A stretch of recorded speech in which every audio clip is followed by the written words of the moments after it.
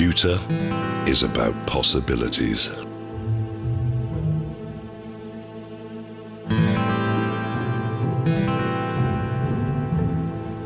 It is an idea made real.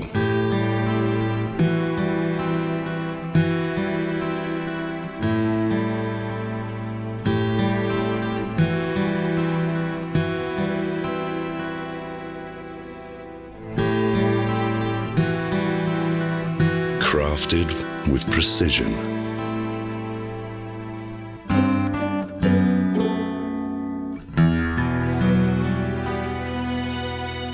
It can make tradition timeless. Pewter evolves.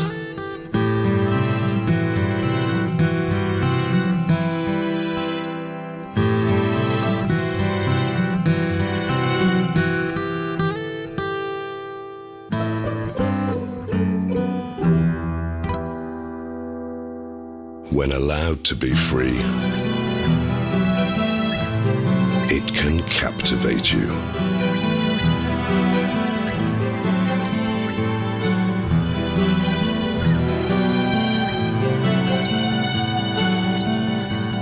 Pewter is our legacy, and we're keeping the legacy alive.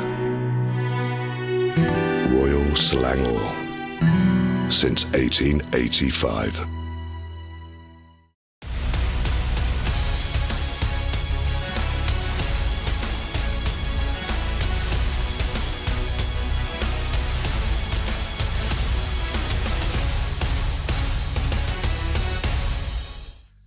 Hey everybody, and welcome to the eRacing GP Global Edition number 18. This is round number 2 here. My name is Victor Cax. Joining me here is Ammo, and we're going to be the commentators to bring you guys through the action here. So this is now round 2.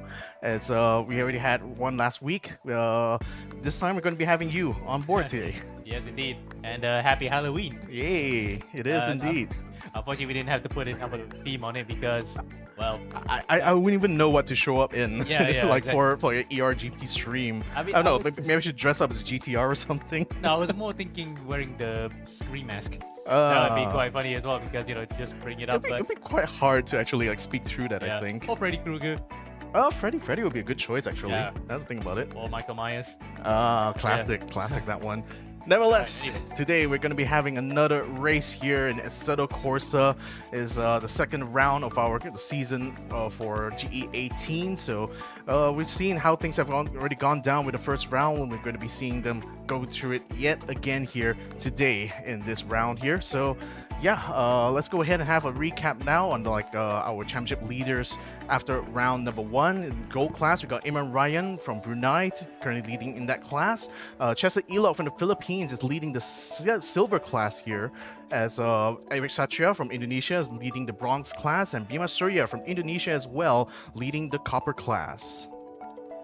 So we have a look at the team standings right now. Swift Sim Racing out of the Philippines right now is leading M92 Motorsport by a total of 3 points, whereas Handshake Sim Racing is falling behind M92 by 16 points, but that is just so far. There's still 3 more rounds to go here in this championship, so I think it's still very much up for grabs. Indeed, and speaking of up for grabs, look at the nation standings. That's not the picture that we're used to for the last, well, donkey's years now, dozen seasons I think, because it's always been Malaysia up the front, but because of the strength of the field that Indonesia has right now, they are 30 points to the good early doors. But don't discount out the other two countries behind them, which is the Philippines and Thailand. And in fact, you can't even discount Singapore because you have some good drivers in the roster as well. So really, this might be a much tighter fight for the nation standings than we'd have expected. Yeah, definitely going to be a lot tighter compared to the previous season itself. But I mean, this is as you touched on there, like I think there's a great showing right now from our Indonesian drivers in the ERGP. So hoping to see whether this trend will continue on as the season proceeds through the different rounds. So let's have a look at the overview of our season so far. We started round 1 back last week in Shanghai. This time we're going from China to the US here in Road Atlanta, and to address Afiq. It's not in the middle of nowhere. It's literally in the name. Or Yeah. rather, it's technically not in Atlanta, Georgia, but it is in Georgia Yeah. nevertheless. More specifically Brazelton, Georgia, the headquarters of IMSA. IMSA, indeed, yeah. Where they're actually located there. Not NASCAR, but NASCAR do have a stake on this one. So quite a lot of history. We'll get into that after this, Yeah. especially with this particular circuit. That backstretch has plenty of history on it. And for us who know for certain history of why IMSA has a different acronym, we tell you that after this. Yeah, there's a lot of history to go with this track. I mean, it's been around since 1970, and to this day still hosts world events. Although the major event it does hold there is both the Petit Le Mans and also, funny enough, the 24 Hours of Lemons. Ah, yes, that famous 24 Yeah. hours of lemons race where you can just take your banger car and drive for 24 hours for the fun of it for shots and goggles. It's funny that like literally a track that also hosts the Petit Le Mans also hosts the or at least hosts like 1 or 2 rounds Yes. of the 24 Hours And of Le Mans. of course, another one is D1 Grand Prix. They use that final sector yes, as yeah. part of a drift track. So really, a multi-purpose facility that is really world-class. And to host that is actually getting a star-studded cast of cars too.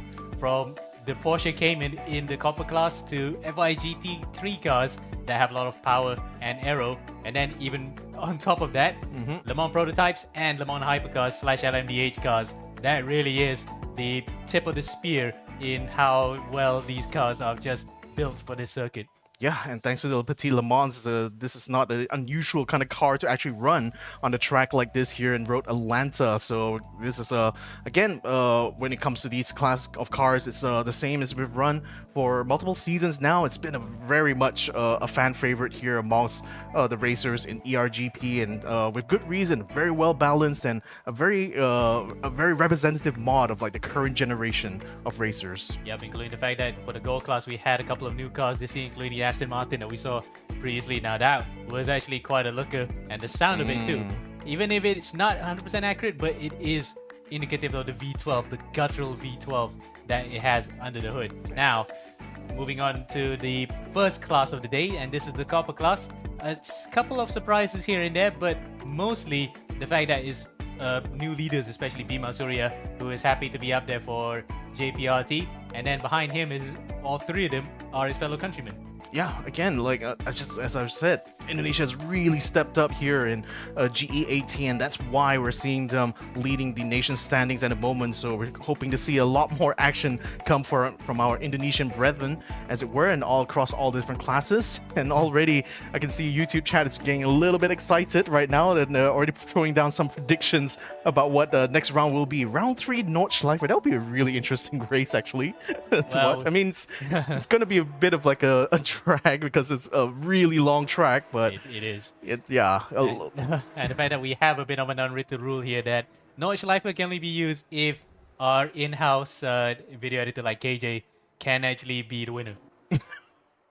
But he will definitely be acing that track because it's just OP for him. But apart from that, I think Snetterton might be a very good option, but it's too small for hypercars. It has to be a circuit that can house many cars. And above that, Hazi Aslan. Let's go HSM. Well, Hey. Handshake, we know the team quite well. We know the drivers who are part of that particular squad. They will love to actually win the team's title this year after losing out to Papega X Red Pact. They had the quality of the drivers, but the quantity that managed to get all the points favored that particular team. Yeah, well, I mean, HSM has been competing very aggressively over the last few seasons, so I wouldn't be surprised to still see them somewhere in the top 3, or maybe even threatening whoever is on the top of the board right now. So, well, we'll see how that will turn out. Right now, we're in the middle of qualifying here. We got 2 minutes and 40 seconds still remaining as we ride on board with the person who is currently holding that provisional pole, Vice Bajra 1. Who has set a time of 1:26.2, just a tenth of a second faster than Art, who's just behind him. And as you can see, wow, this, again, like Road Atlanta is one of those tracks that I am the least familiar with, not because it's just in the US, but it's a track that actually features quite little in a lot of racing games out there. In fact, there's only like a handful of games out there that actually has it. I think Le Mans game had it. At one point. I mean, it's actually quite a popular circuit because Forza Motorsport has it, for example. Yeah. Gran Turismo just had it. Gran Turismo 7 just had it last year, and it was part of a major update. Of course, iRacing has it. and a couple of other smaller known titles. For example, like I say smaller known, like for example Project Cars, they have it as well. But it's just that in terms of the series, that's dead. But the major titles all have it, and the Assetto Corsa in this particular case, it's not an official circuit, but it is done with loving care by people who modded it quite well. And I had to say, we have another version that actually looks better than this, but this one actually has that rustic feel, like you're in the middle of the deep south, especially with the red clay on the side, because Southern America, south of America, has the red clay that's famous in North Carolina, for example, and to a certain extent even Georgia.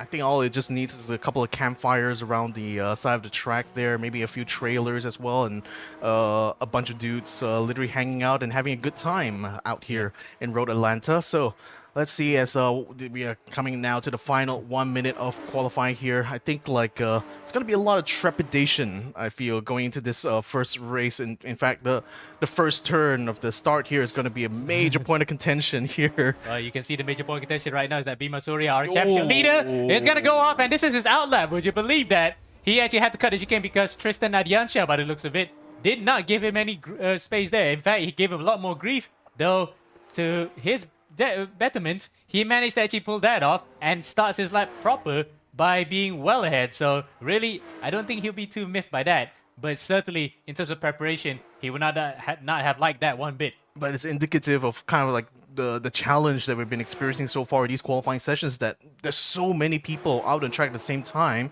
that these turn effectively into mini sprints, as our Cloud of the Course had noted in Discord just earlier. So yeah, I mean, it's a real luxury to even have like clear track in front of you, and whenever you're in a situation where you're side by side, it's really hard. Art Nomsot Kub has actually pulled off at 126.190, and that's enough to allow him to take provisional pole, while Faiz has already seen the checker flag, so he will not be able to challenge this time here, Ammo. 300ths of a second ahead. Now that is quite a time, but I think he's still on it because, as you said just now about clear air, well, Nomsot Kub actually has enough of a clean air right in front of him that he can literally just put the foot in for the final lap here, or just take it easy, because the guys behind have not been able to improve their times just yet. But One, of course, cannot do so because he's in the pit lane. But Bima Surya, let's see if that off-track excursion he had just at this point, a lap earlier, might be able to spring a surprise, or rather spoil the party for Nomsot Kub as he comes through the final corner. That really nice long final corner, which can take flight, by the way, in any car. It comes across the line. Does he take pole? No, he stays third. It wasn't enough for him. So 3 points for the championship leaders. Meanwhile, some other drivers are still out on track. This is between two Pantera guys. Fernandez on the outside, Low on the inside, and Low gets the time, but Joshua Fernandez, his junior driver, by the way, because Joshua Fernandez is part of the Velocity Pantera junior team, had to actually take evasive action. He would not like that one bit that his senior teammate has put him into the dirt. I mean, all's fair in love and war, but when you're on the track, pretty much anyone else who is not in your car is the enemy, unfortunately. And Ayrton Lau, unfortunately, may have just made an enemy of his own junior in that regard, because he really just pushed Joshua off of the track there and negated not only his lap, but also probably going to inflame some feelings later on as we head to this race start. So there we have it, the end of qualifying now for the Road Atlanta round here at the ERGP. This is the Copper class. It's going to be the first race of the night here. We got 2 other races to look forward to, so make sure you guys stay tuned for that. As we're right now going to be waiting for them to go ahead and get themselves sorted for this race here. It's going to be like following our format A here, which is going to be a 30-minute race actually going into this one here. A little bit longer, but then again, with a track like this and with the amount of like entrants we had, again, another round where we had to do pre-qualifying actually to get like because there's this limited spots, limited grid slots for this racetrack itself. Yes, indeed, and we still managed to put 40 cars in here, but beyond that, it's going to be, heck on earth. Because can you imagine trying to fit more than 40 cars on a circuit like this? Heck, in the Petit Le Mans itself, a lap here in a prototype can be just within about 80 seconds. So you're going to meet with traffic consistently. So let alone if you had a bigger field, it's going to be even more threading the needle, as Vic mentioned just now about Format A. Well, we'll have a look at the format right now of what is what with what we have here. as you can see there. 10 minutes qualifying, points for the top 5, but crucially, a full smorgasbord of points on offer for the rest of the other 2 races, especially given the fact that what you can score in maximum is about 49. Yeah, and you also get the bonus point, rather bonus 2 points for fastest lap during the race itself. So this is what we have here for Format A, which I think Format A is actually what we're running for this one, isn't it? It's kind of like the vanilla format because it's the one that been running for the longest time. Yeah. But during the race room days, we actually even ran several different formats to just spice up the show, including just one race prior to the qualifying, or no qualifying because you reverse grid order. That's in format B and C as we know it now.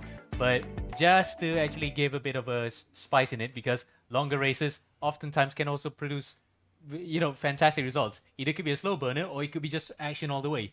Well, to me, like a longer race means more strategy in play. And speaking of that strategy, let's hope that these guys have the strategies set up right here. This is going to be race number 1 of 2 here for the Copper class in here, Road Atlanta. Lights are on in the gantry, and we are off for the start.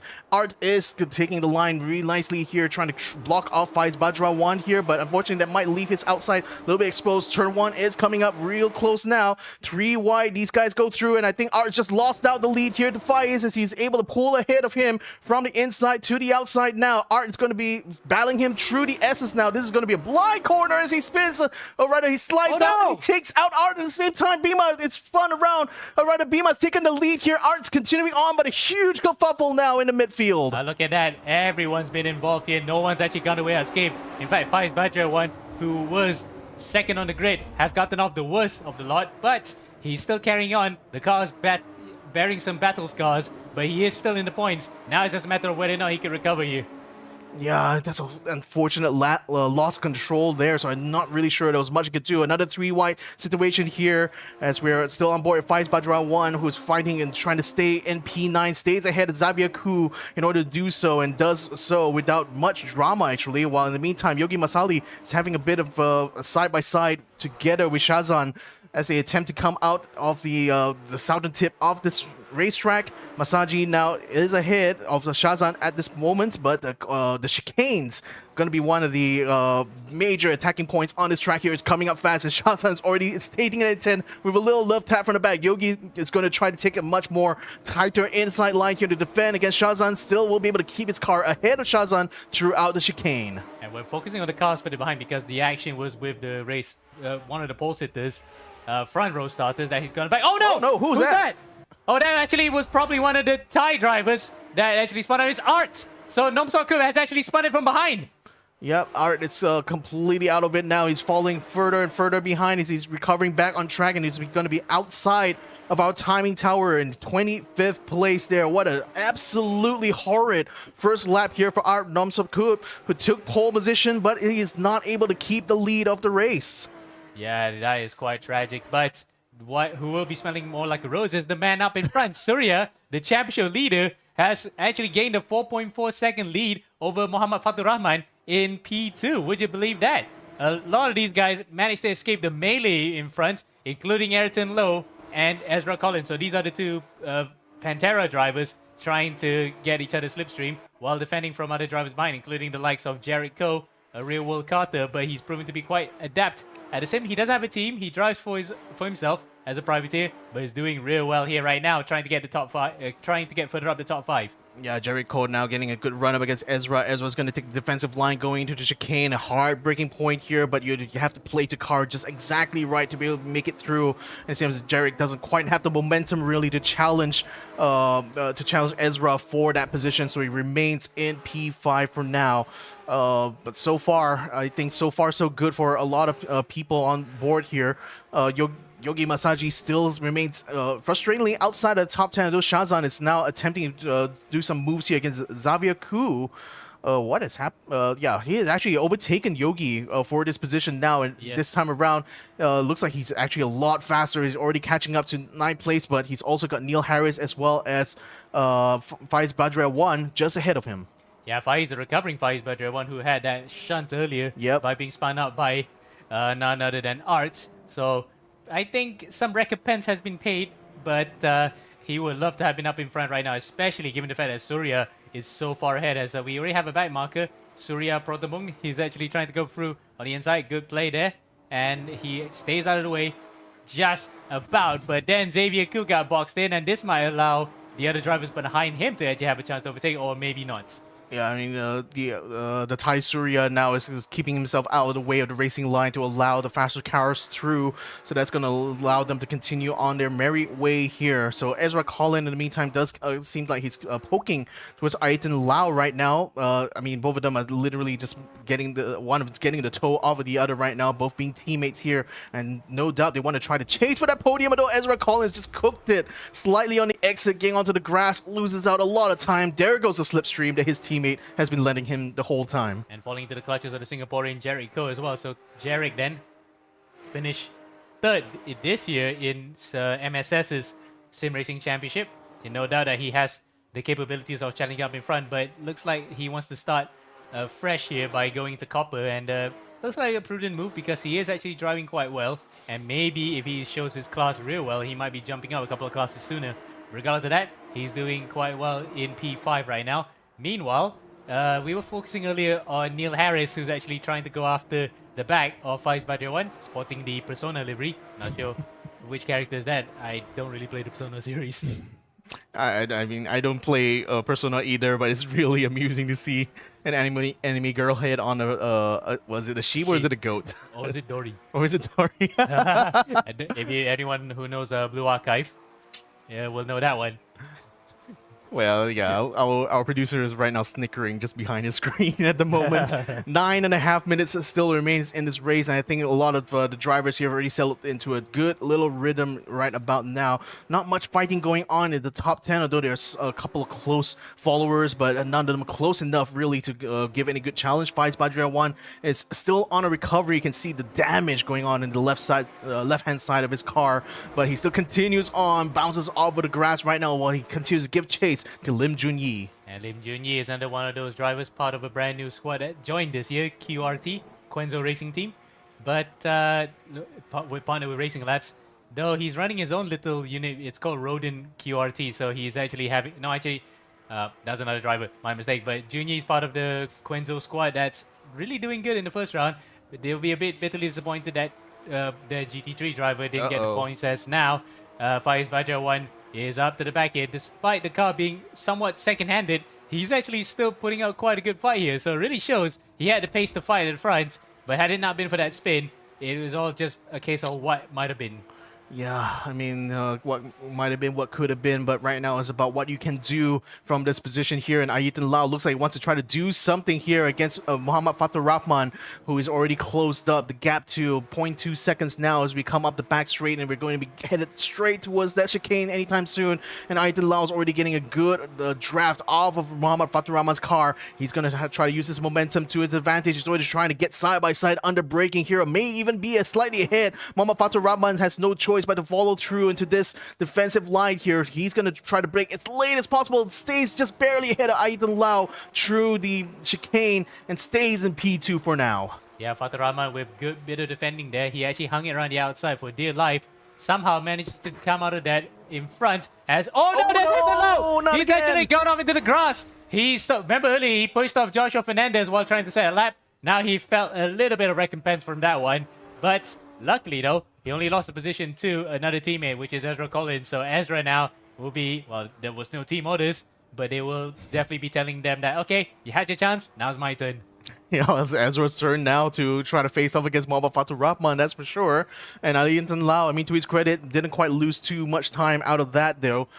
So he still will be able to follow behind this streetway battle right now for P2 on the track at the moment.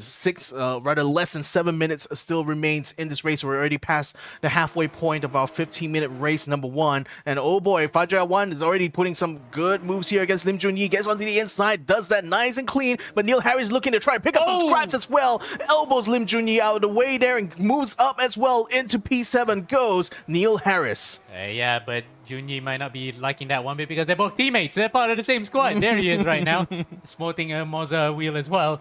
But it looks as though he's smiling a bit. now that he actually is in the slipstream, let's see what's going to happen here. Coming up now to the chicane, the drop on the hill. Oh, he spun around! He's actually to hit around there from Xavier Ku. Would you believe that? He goes pirouetting into the gravel trap. And oh yeah, stops just in time, short of the wall, so he will be able to rejoin, but he does rejoin only in 13th place, just behind Zubair. As Seth Martin is also nipping on his heels as well. He's going to try to get a good run up against this here. Lim Junyi is still trying to recover out of that spin just now. Seth Martin is already getting a good run up here on the main straight. He's going to try to cut into him in the first turn itself. I'm not sure Junyi is going to be able to do much here. Not at all. He just lets him through, and Seth Martin moves up to 13th. Well, not to say let him through. He did defend a bit, but Seth was just more forceful in the way he barged his way in. And the fact that the car as well is looking a bit second-handed, he's been through the wars.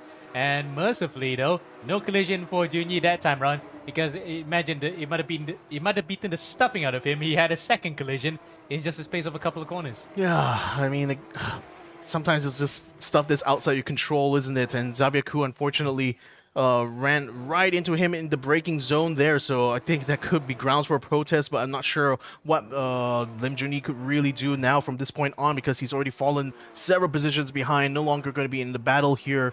Oh, right, he still has a good chance of picking up some points, at least for race number 1, but could have been a lot more if he had stayed in P8. Yep. Meanwhile, let's focus a bit on a driver that we know of. That's his real name, but I think for some of you who've actually listened to the commentary in eRGB for the last couple of editions, you might have known him by another name, but we're not going to mention that right now. People, if you know, you know, because it's a VTuber thing, because they do not want to have their names revealed. But then again, that's the real name. Now if people are left to piece the puzzle together to figure out what's his VTuber name. But Ame Akhri, here he comes now through the chicane, P18. He actually chose to race in this one because he wants to actually gauge himself against some of the other drivers around the region, because he's used to doing HSM, for example, their league over there, and some other races around Europe, but he just wants to test with some of Asia's finest as well. Yeah, it's great to have someone who was in the commentary box with me just not too long ago, now taking his chances here out in Road Atlanta here, and it's, well, P18, not too bad. I mean, it's the top half, at least, of our grid currently. So hopefully you'll be able to survive inside this position here and maybe even pick up some points should some more shenanigans continue to unfold here on the very top. And Ezra Collins now has finally caught up to Muhammad Fatur Rahman. So his teammate had earlier tried to make the move here to get up to P2, but couldn't quite make it stick in the final corner. Now Ezra Collins is going to be coming around that very same chicane. It's going to be Fatur Rahman goes off to the grass though. Ezra Collins is going to stay on the racing line though. He's going to try to outbrake Fatur Rahman.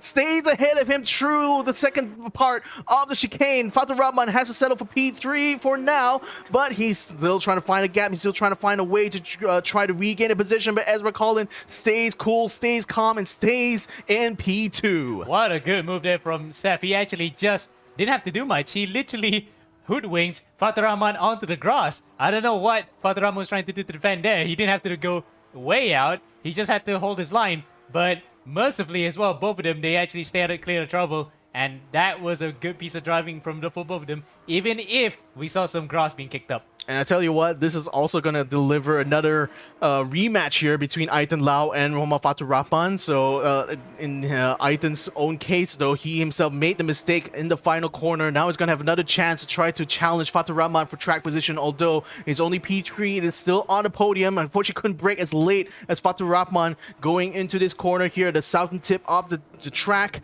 He's going to have to stay behind, but Fatur Rahman looks a little bit shaken, or maybe it just could be netcode right now because his car seems to be a little bit all over the place. Yep. It's not just all over the place physically, but look at that. I think a bit of netcode is coming into play here. Yeah. As we have one comment coming in, Apex Erico. It says, notice James Ever. Yes, we notice you. We thank you for the comment. Keep them coming because we will love to talk about it as the races progress. And now, Anthony goes around the outside. He actually tried to do the same thing like what Ezra did, but couldn't pull it off because he didn't have enough momentum to come by. Or rather, this time around, Fatur Rahman didn't take a trip through the grass, so he's still very sharp through the chicane there, so still remains in P3 for now. Aitan Lau still hangs in behind as he gets onto the main straight here. So a good attempt, a close one there, but not enough to dethrone Muhammad Fatur Rahman from the podium positions. Indeed, and the fact that Fatur Rahman was doing some stellar defending throughout this period shows that he really does know how to place the car right well. But unfortunately, the one that lost him second place, it was a case of maybe a bit overzealous in the defending. Yeah. Apex, another comment from Apex here. I like cars. They go vroom vroom. Yeah. Cars do go vroom vroom indeed here, it's Apex. It's Arlen. So, Arlen. Okay, so there we go. Well, at least we know who that name is. Arlen Redcliffe, who has stepped away from driving somewhat to become more of a team manager inside Nolly Racing Labs, but other teams that are under the Infinity banner. But either way, glad to see that he is chipping in the comment with the Tommy Shelby profile photo. Well, we're still having another half a minute remaining in this race. Our current race leader, Brimo Surya, has been completely flying away there with that lead. 9 whole seconds now by the time we get to the end of race number 1. So he's certainly in a class of his own here. Should be able to come across the line before the timer runs out. So he'd be kicking off the final lap right about now as Aitan Lau still has another opportunity here against Muhammad Fatur Rahman. So I think this probably will be the battle for P3 in the last lap here. I mean, we got another battle perhaps between Dodo as well as Shazan, but it's going to be for P8 as we stay on Aitan Lau for now. Again, he's already attempted before to get past Muhammad Farhan, but basically lost his racing line getting into the final turn. Now it's coming in through the S's, still remaining as close as possible here to Fatur Rahman. Again, with the GD4s being quite nice and controllable and not overly powerful. Certainly does make it very conducive with this kind of close racing as Fatur Rahman had to keep himself under control for that last bit of the S's there. May have delivered a little bit of time here to Aitan Lau, who's inching ever so close to him, even under braking here. Aitan Lau's practically bumper to bumper now with Muhammad Fatur Rahman as it comes through. Ooh, he had to react to that, and unfortunately goes a little bit wide. That's opened up a bit of a gap now and a bit of breathing space here for Muhammad Fatur Rahman. That wasn't what Aitan wanted, because he wanted to go for a slight switchback, but he got balked a bit and the car just overshot the corner, and that was enough of a gap for Fatur Rahman to hang on to third place. So really then, good bit of defensive driving once again from Fatur Rahman. Even if he lost one position through a little bit of overzealousness in his defending, but what he has done afterwards has been really superb. Meanwhile, across the finish line comes Bhima Surya to take another victory here in Global Edition 18. He is going to extend his championship lead, but meanwhile, some battles further behind. Oh, there we go. We had someone going up the track. Is that Seth Martin? It was. He completely cut the circuit. Yep, it's cut circuit, gets back on, but comes out in 11th place. Yogi moves up a place, though, gets into P10. As Ezra Collin takes second place, Muhammad Fatur Rahman takes third, Aitan Lau takes fourth, and Jerry Cole makes it into 5th place. Neil Harris makes it into 6th. Xavier Koo makes it into 7th place. Shazan makes it up into 8th, and Dodo makes his way up into P9. And Yogi just ekes it into P10 here. Seth Myers, in spite of taking a spill, stays in Managed to come back in the points here in 11th place. And Yogi Masaji will be on pole position. So that was a very crucial move that Seth Martin made a bit of a kerfuffle through that final corner, allowed Masaji to come ahead, and he will be on pole position for race number 2. So really then, that paid off big time for him by just staying ahead. As we can see a couple of other cars further behind in their own little worlds. It almost feels like liminal spaces right now, except with people around. But really then, that is the first race done and dusted in Copper. We're waiting for the server to take over to start race number 2. But the man of the hour right now is Bhima Surya, who felt probably that he lucked his way into the front for the first round. But this time, however, showed his class here in the second round. So there's a car flipping. There's a car flipping in the background. Big off there for one of the... Yeah, I think that's Farid Mubarak. It is Mubarak, yeah. It's one of the junior team cars for... Velocity Pantera, but it is Bhima Surya who will be feeling bullish about his chances of winning the championship now, because second round in a row, he's taken another win. He might just try to piece it together here and potentially take it all at the end of the season. I mean, one man's like misfortune is another man's like luck, I suppose, because all with the spill that happened between like Art as well as I was wondering where's Muhammad Faiz gone all the way. He's not even on the timing tower here. Yeah, in fact, we're trying to look for him right now. Just because like he was earlier fighting in like 8th place or 7th place, but he left the server. He's left the server completely. So wow, I mean, again, I was going to mention about both him as well as Art.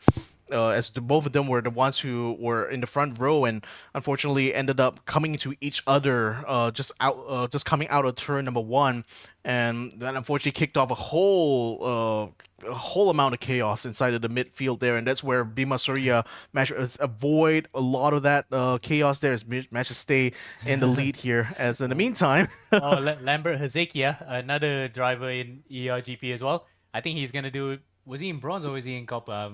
I can't really recall 100% right now, but he's probably giving some choice words about Art's driving it at the opening lap. Again, it could happen to anybody because cold tires and almost 40 cars barreling into a very tight sequence of corners, especially the S's that drop and come back up. It could just happen to the best of us in this case, as someone else also mentioned. The penalties are going to be spicy. Yes, we will feel sorry for Pidar Bliad. That's the race steward, by the way. That's Afiq Farid, who's going to be handling the stewarding all night and all day after this because the amount of reports that come in. But anyhow, that's for later. The here and the now, we're ready for race number 2. And to talk about how far from pole position, we see Masagi on pole position, right? But where is the driver furthest behind? Well, Darian Zufar. He's actually around the final corner. Not even into the final corner. That's how far the start-finish line stretches. But it's just the uniqueness of Road Atlanta that if you were to do a standing start, that's how it is. But for the cars who are doing rolling starts, it's about the same predicament, isn't it? You're almost beyond the bridge that's actually behind the drivers right now that you need to cut across and start the racing.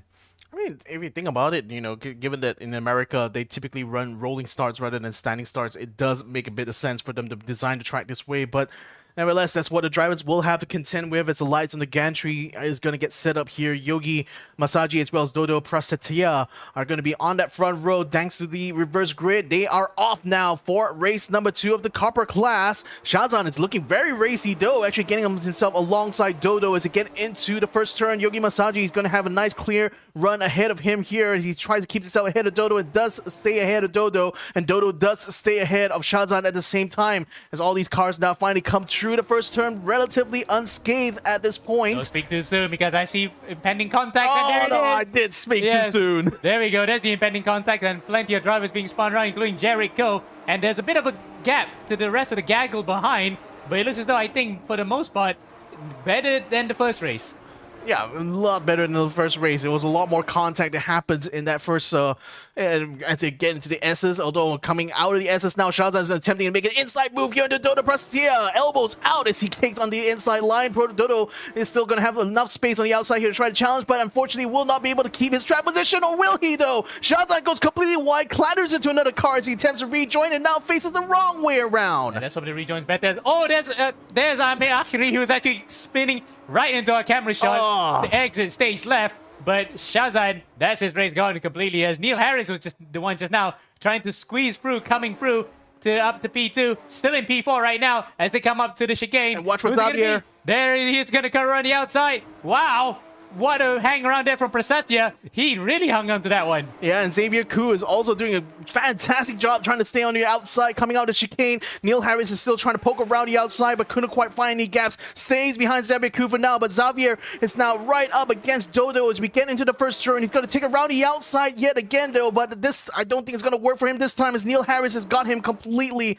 on the inside now. Side by side, going through the S's as someone spins up. Mama Fatu Rahman, unfortunately, gets caught out in a bad one here. Yeah, he actually was behind all of that. He got spun around by Art again, and Art also just touched the side of Seth Martin. It's all kicking off here in race number 2, and we're only just through the first couple of laps. Yeah, now Ethan Lau is taking massive advantage out of that. He's able to pull up into 5th place just behind Xavier Koo. And in the meantime, our race 1 winner, Bima Surya, has just made his way up into P7 as well. So he's also caught up to where Art is at the moment. Indeed.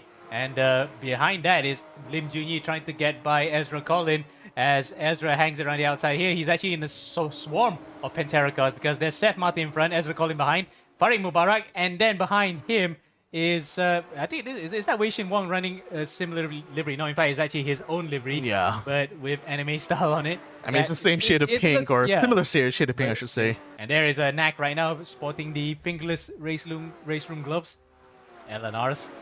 But yeah, he is in the middle of all that gaggle, and you never know what's going to happen here because so many cars are coming through. In fact, around the outside comes James Palmares, and there he goes through, sneaking a position away. Yep, and sneaky one indeed, just outside of our camera angle here. He does move up into 13th place, though, is now in threatening 12th place Farid Mubarak at this point. And look at that, Art Nomsokup doing another move here, this time against Ayatan Lau, taking onto the inside here of turn number 1. Actually moves up, and Brima Surya is also attempting to capitalize on this as well. Gets alongside Ayatan Lau through the SS, but Ayatan still able to outbreak him into the first bit of that and stays in P6. And also the fact that he actually jumped the curve, so that really stalled his momentum trying to get up to the back of Ayrton Lowe.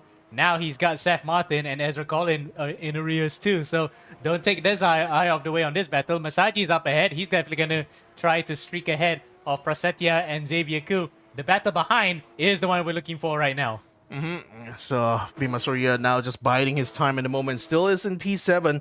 Still has not made any gains in the last lap, but it's still plenty of time to go in this race. 11 minutes more, in fact, here in race number 2. But it's the top 10 here that are the points paying position as opposed to the top 15 when it comes to race number 1. So whatever positions Bima Surya can make up, that's going to allow him to continue to stretch that lead even further here in the copper classes. Art Nomsokup now having a look on the inside, and Neil Harris is going to try to outbreak him a little bit. Gets alongside though, elbows out here as he tries to force his way through from Neil Harris. Stays on the outside of the chicane there, and I think Neil Harris unfortunately had to concede that position, and Ayatan Lau is using this opportunity as well to try to move up into Art Nomsokup's own slipstream here on the main straight.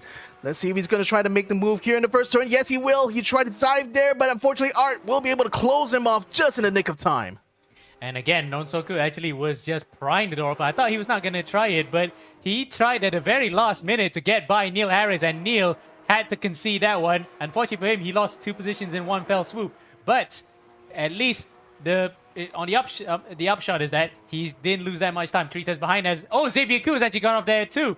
So Xavier Ku, then he had a bit of a gap to these guys. Now he's falling back into their clutches. Yep, and unfortunately, it's going to make it a bit of a two-wide situation. Ayatan Lau has finally found a way around the outside. Art Nomsokup outbreaks him slightly, and that's going to allow him to edge his way across. But unfortunately, Xavier Ku is in the way, so he couldn't quite run away with it. It's Art Nomsokup fights back, still alongside the 2 of them, though, as Neil Harris watches from the sidelines. He's going to try to take the draft of the 2 cars. There's not much room that Art's leaving here as he continuously bumps into Ayatan's car, trying to force him to take a wider line. It's not working at all. Ayatan is still in the running, still getting the draft of a Xavier's car. Goes off in the grass, though. Goes Ayatan Lau. He loses out of position. He comes out behind Neil Harris. Oh, will he? He collects another one. Bima Surya gets caught out by that. Into the grapple. Both of the cars go. Bima Surya loses out several positions now. So does Ayatan Lau. What was Elton thinking on that one? He had went so wide. It was similar to what Pathuraman did. Remember, he went onto the grass trying to defend as well, but he went a bit too much, and he ended up going completely 360.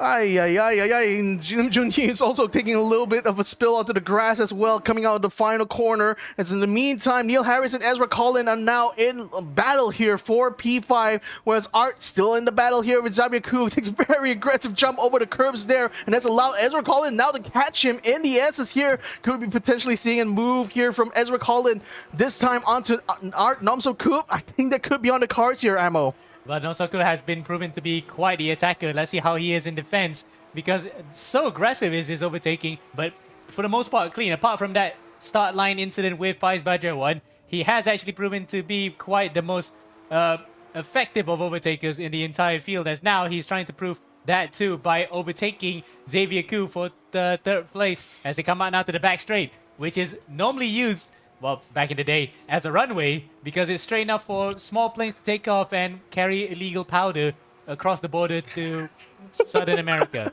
That's why, like, one of the fun facts I read about it is that the track at one point was also, oh no, off to the grass, nobody gets cars go. Art is going to lose a bit of control, but managed to get it just in the nick of time. And Xavier goes off. And Xavier goes off instead. He's not going to rejoin, but he's going to lose 3 positions in one fell swoop as Art moves up into P3. He's in a safe position now to stay on the podium. But this time around, I think Xavier Ku is going to come out in front, or rather just be, just in front of Seth Martin, who right now is under attack from 2 cars. James as well as Tristan are now trying to lock into this battle here against Seth Martin. I think James will be able to get ahead of him to take 7th place. Palmares just really dives his way through as Surya then recovering after that little incident with Ayrton Lowe. And in fact, whose camera was it just now we were focusing on? I didn't see that because we have to jump around with so many people right now and their live reactions. But Bima Surya is the one we're looking at because he's the championship leader. He will no doubt be miffed by the fact that he got hit by a wayward driver and he just couldn't find them. In fact, one driver goes off that's completely wayward. It's Ezra Collin. Oh no, what has happened to Ezra? He was doing so well up until this point, but unfortunately he's just lost it coming out of the S's here and had taken quite a bit of damage in his front as well. I think he may have had contact with the wall at the same time, and that's put him unfortunately outside of the points here for race number 2. Neil Harris still remains in P4 though, as Art, I think he's already trying to put a move against Dodo here. Is in fact side by side once more as we get into the final chicane. Art Nomsokut will have the racing line though, but I think Dodo may be able to fight back. Oh, will he be able to fight back? Not under braking though. Art seems to have had it in the bag. Can't quite close the door here onto Dodo, but still tries to bump into him anyway, try to keep his position. Dodo is still stuck behind though. 5 minutes still remains in this race. He's still within position to try to fight back. And here we're on board with Neil, and there's his setup. He's got a proper streamer's mic and I think some lighting in the background, RGB lights as well. But he won't be focusing about that. He'll be focusing on the back of Prasatya and Nomsoku, because if Nomsoku gets away, that's pretty much a battle for P3 on the cards for him in this case. But Prasatya, good bit of defending. It's just that Nomsoku somehow just gets enough braking on it and momentum to eke ahead and goes out to P2. So again, proves the point in the back that he has been the most effective overtaker in this particular race. Yeah, but he's gonna have to watch out though, because like netcode being netcode has Yodai's Yoga has just mentioned in the chat, it's certainly playing its part right now as these cars are still rubbing and constantly and threatening to have contact with each other at every other turn here. Oh boy, that was quick reaction there from Neil Harris to avoid contact with Dodo Prasatia's car just ahead of him, but he is also on the cusp of taking that podium position. 5 minutes still remains though in race number 2. He still has time here to try to plan out exactly his line of attack. And speaking of attack, this is Oscar Mothiampi Shenchai, who's actually trying to get up to the back of Ayrton Lau, and I think that was Wei-Shin Wong, Nag Wong as well is involved in this. No relation to the other pink car in this particular battle. He is not teammates with any of the Velocity guys, but he certainly will try to get by both of them, as he actually fell behind both Mothiampi Shenchai and Ayrton Lau in this particular exchange. Yeah, Ayrton Lau will be able to pull on ahead here, but now Oscar is going to be under threat here from Wei-Shin Wong. Coming around the final corner, stays nice and tidy on the curbs so far. We'll be able to enjoy a bit of tow coming off of Ayrton's car as well to help him in his defense of 11th position versus Wei-Shin Wong. Both of these cars are currently just outside the points. Ayrton Lau is currently holding to the last points paying position as under braking now into the S's here. Wei-Shin Wong unfortunately caught out of the rhythm here and loses quite a bit of time here to both Oscar and Ayrton Lau as a result. Yep, but we're focusing on this one because final points playing position. Plus, they're going to be in a big gaggle after this because Palmares, Seth Martin, and Tristan Adiansha are not that far away either. So it's going to be a gaggle of 6 cars at the very least. But behind Wei-Shin Wong, unbeknownst to us, because here comes Lim Junyi on the inside. I think now, yes, he is. Yep, Look, yes. He's actually run wide, and Ezra Collins going to join the party too. Yep, in fact, Ezra is going to try to use this opportunity now to try to run up against Wei-Shin Wong, who's unfortunately caught napping in that instance there. Just left a huge gap wide open there for Lim Junyi to move through, but now he's under threat here from Ezra. In fact, it's already just nose to nose with each other as it comes towards chicane here on the back straight. As right now running around the corner, still trying to see whether or not he's going to be able to keep it on the racing line, but Wei-Shin Wong is going to try to dive in here. Does get to the apex first though, but Ezra being on the racing line will be a little bit faster coming out of that. Whoa. Stays ahead for now, but a bit of a slowdown going on front. Seth Martin's actually gone off again. And this time, it's even more detrimental. He is going to lose more positions and well out of the order. Oh, and further in front! Accident! And that's Ayrton Lau! Ayrton has actually dropped it in the final corner. Yep, dropped it, and I think Wei-Shin Wong also got caught up in that because he's also dropping rapidly down the order. In fact, he's stuck on the side of the track. Can't quite find a clear gap here to rejoin the race yet, or is he experiencing trouble? I think he's given up on it. Yeah, okay, never mind. Let's get away from that one. It's just sad to see a driver with a broken spirit right there. It was probably just hard racing, but it was overstepped the mark. And once again, Wei-Shin Wong has to walk away from a weekend, from a race day of many what ifs. He could have actually gotten more hollow points or at least a stronger finishing position, but it's just some other drivers really had other ideas in how they want to overstep the mark. Just heart goes out there for Wei Shin Wong, because up until that point he was involved in a very exciting battle, but unfortunately it's all for naught now, as he's completely still left out in the lurch and is in the back of the grid as we speak. Bima Surya in the meantime though has had a fairly good race. In contrast though, already moves up into 6th place, is just behind Xavier Ku as well as Neil Harris, who are locked in their own little battle right now for P4. And actually, I think Xavier is getting close there in that instance, but didn't quite go for the dive or anything like that yet. But with 1.5 minutes still remaining though, that could be another one or two laps to go here. So Xavier Ku, if he's going to try to make a move, I think he's going to be making it sooner rather than later. Yep, and again against Neil Harris, who's proven to be also rapid. He has actually proven qualifying that he could get the points here, but round 1 was not to his liking at any one bit, because again, the chaos of what we saw in that first round of the season in Shanghai probably was trying to put into perspective that, okay, if he wants to actually get a good haul of points and challenge for the title, he has to race hard. But now he has to put that into practice, as he got it completely wrong on the way out into the southern loop here, into the double right-hander that leads to the back straight. Xavier Ku around the outside, and Bima Surya recovered spectacularly to get up here.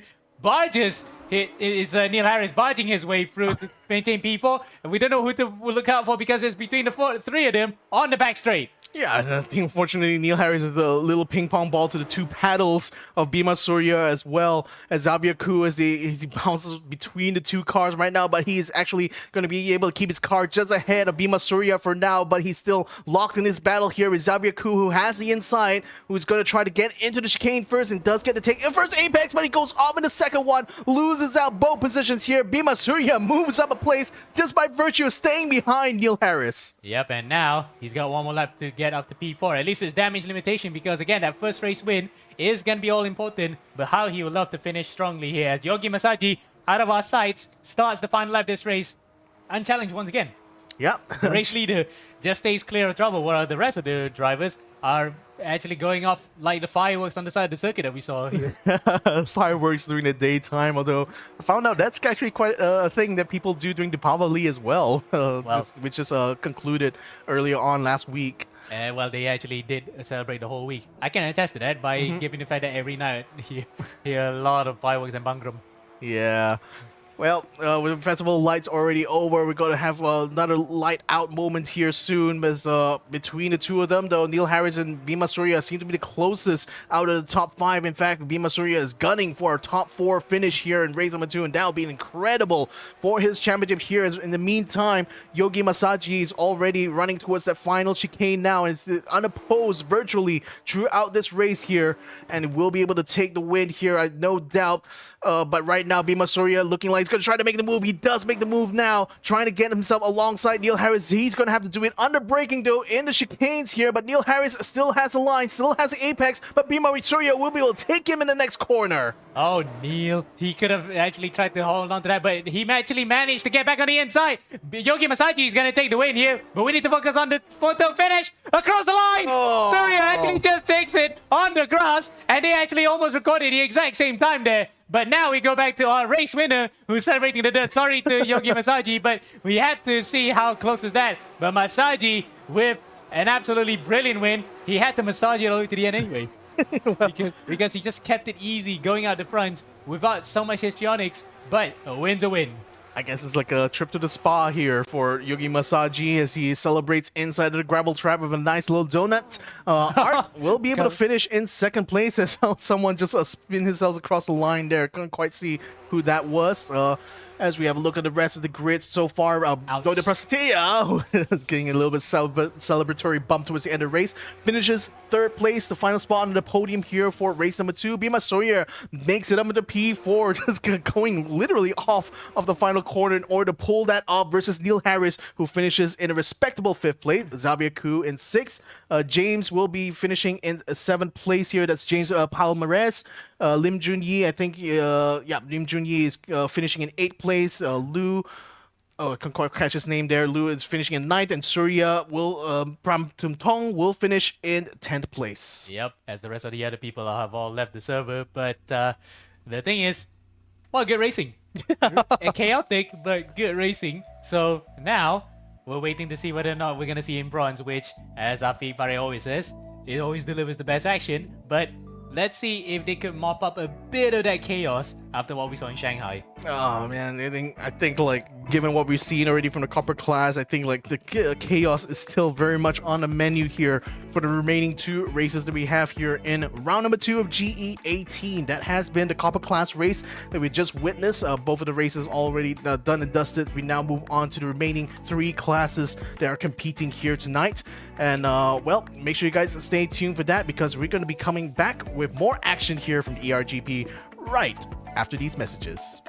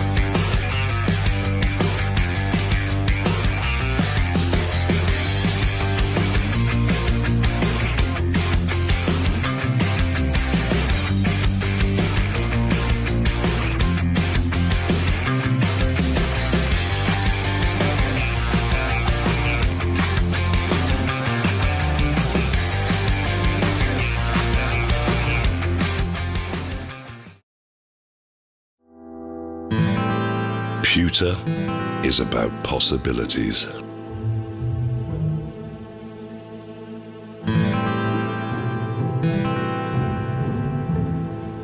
It is an idea made real.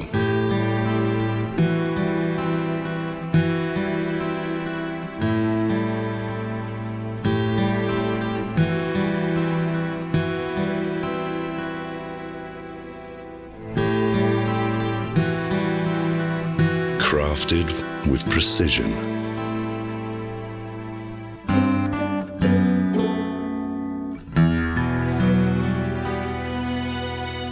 It can make tradition timeless. Pewter evolves.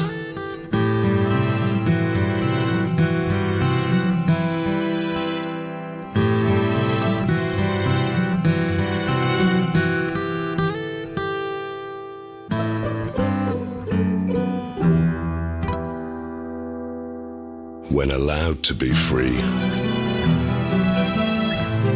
it can captivate you.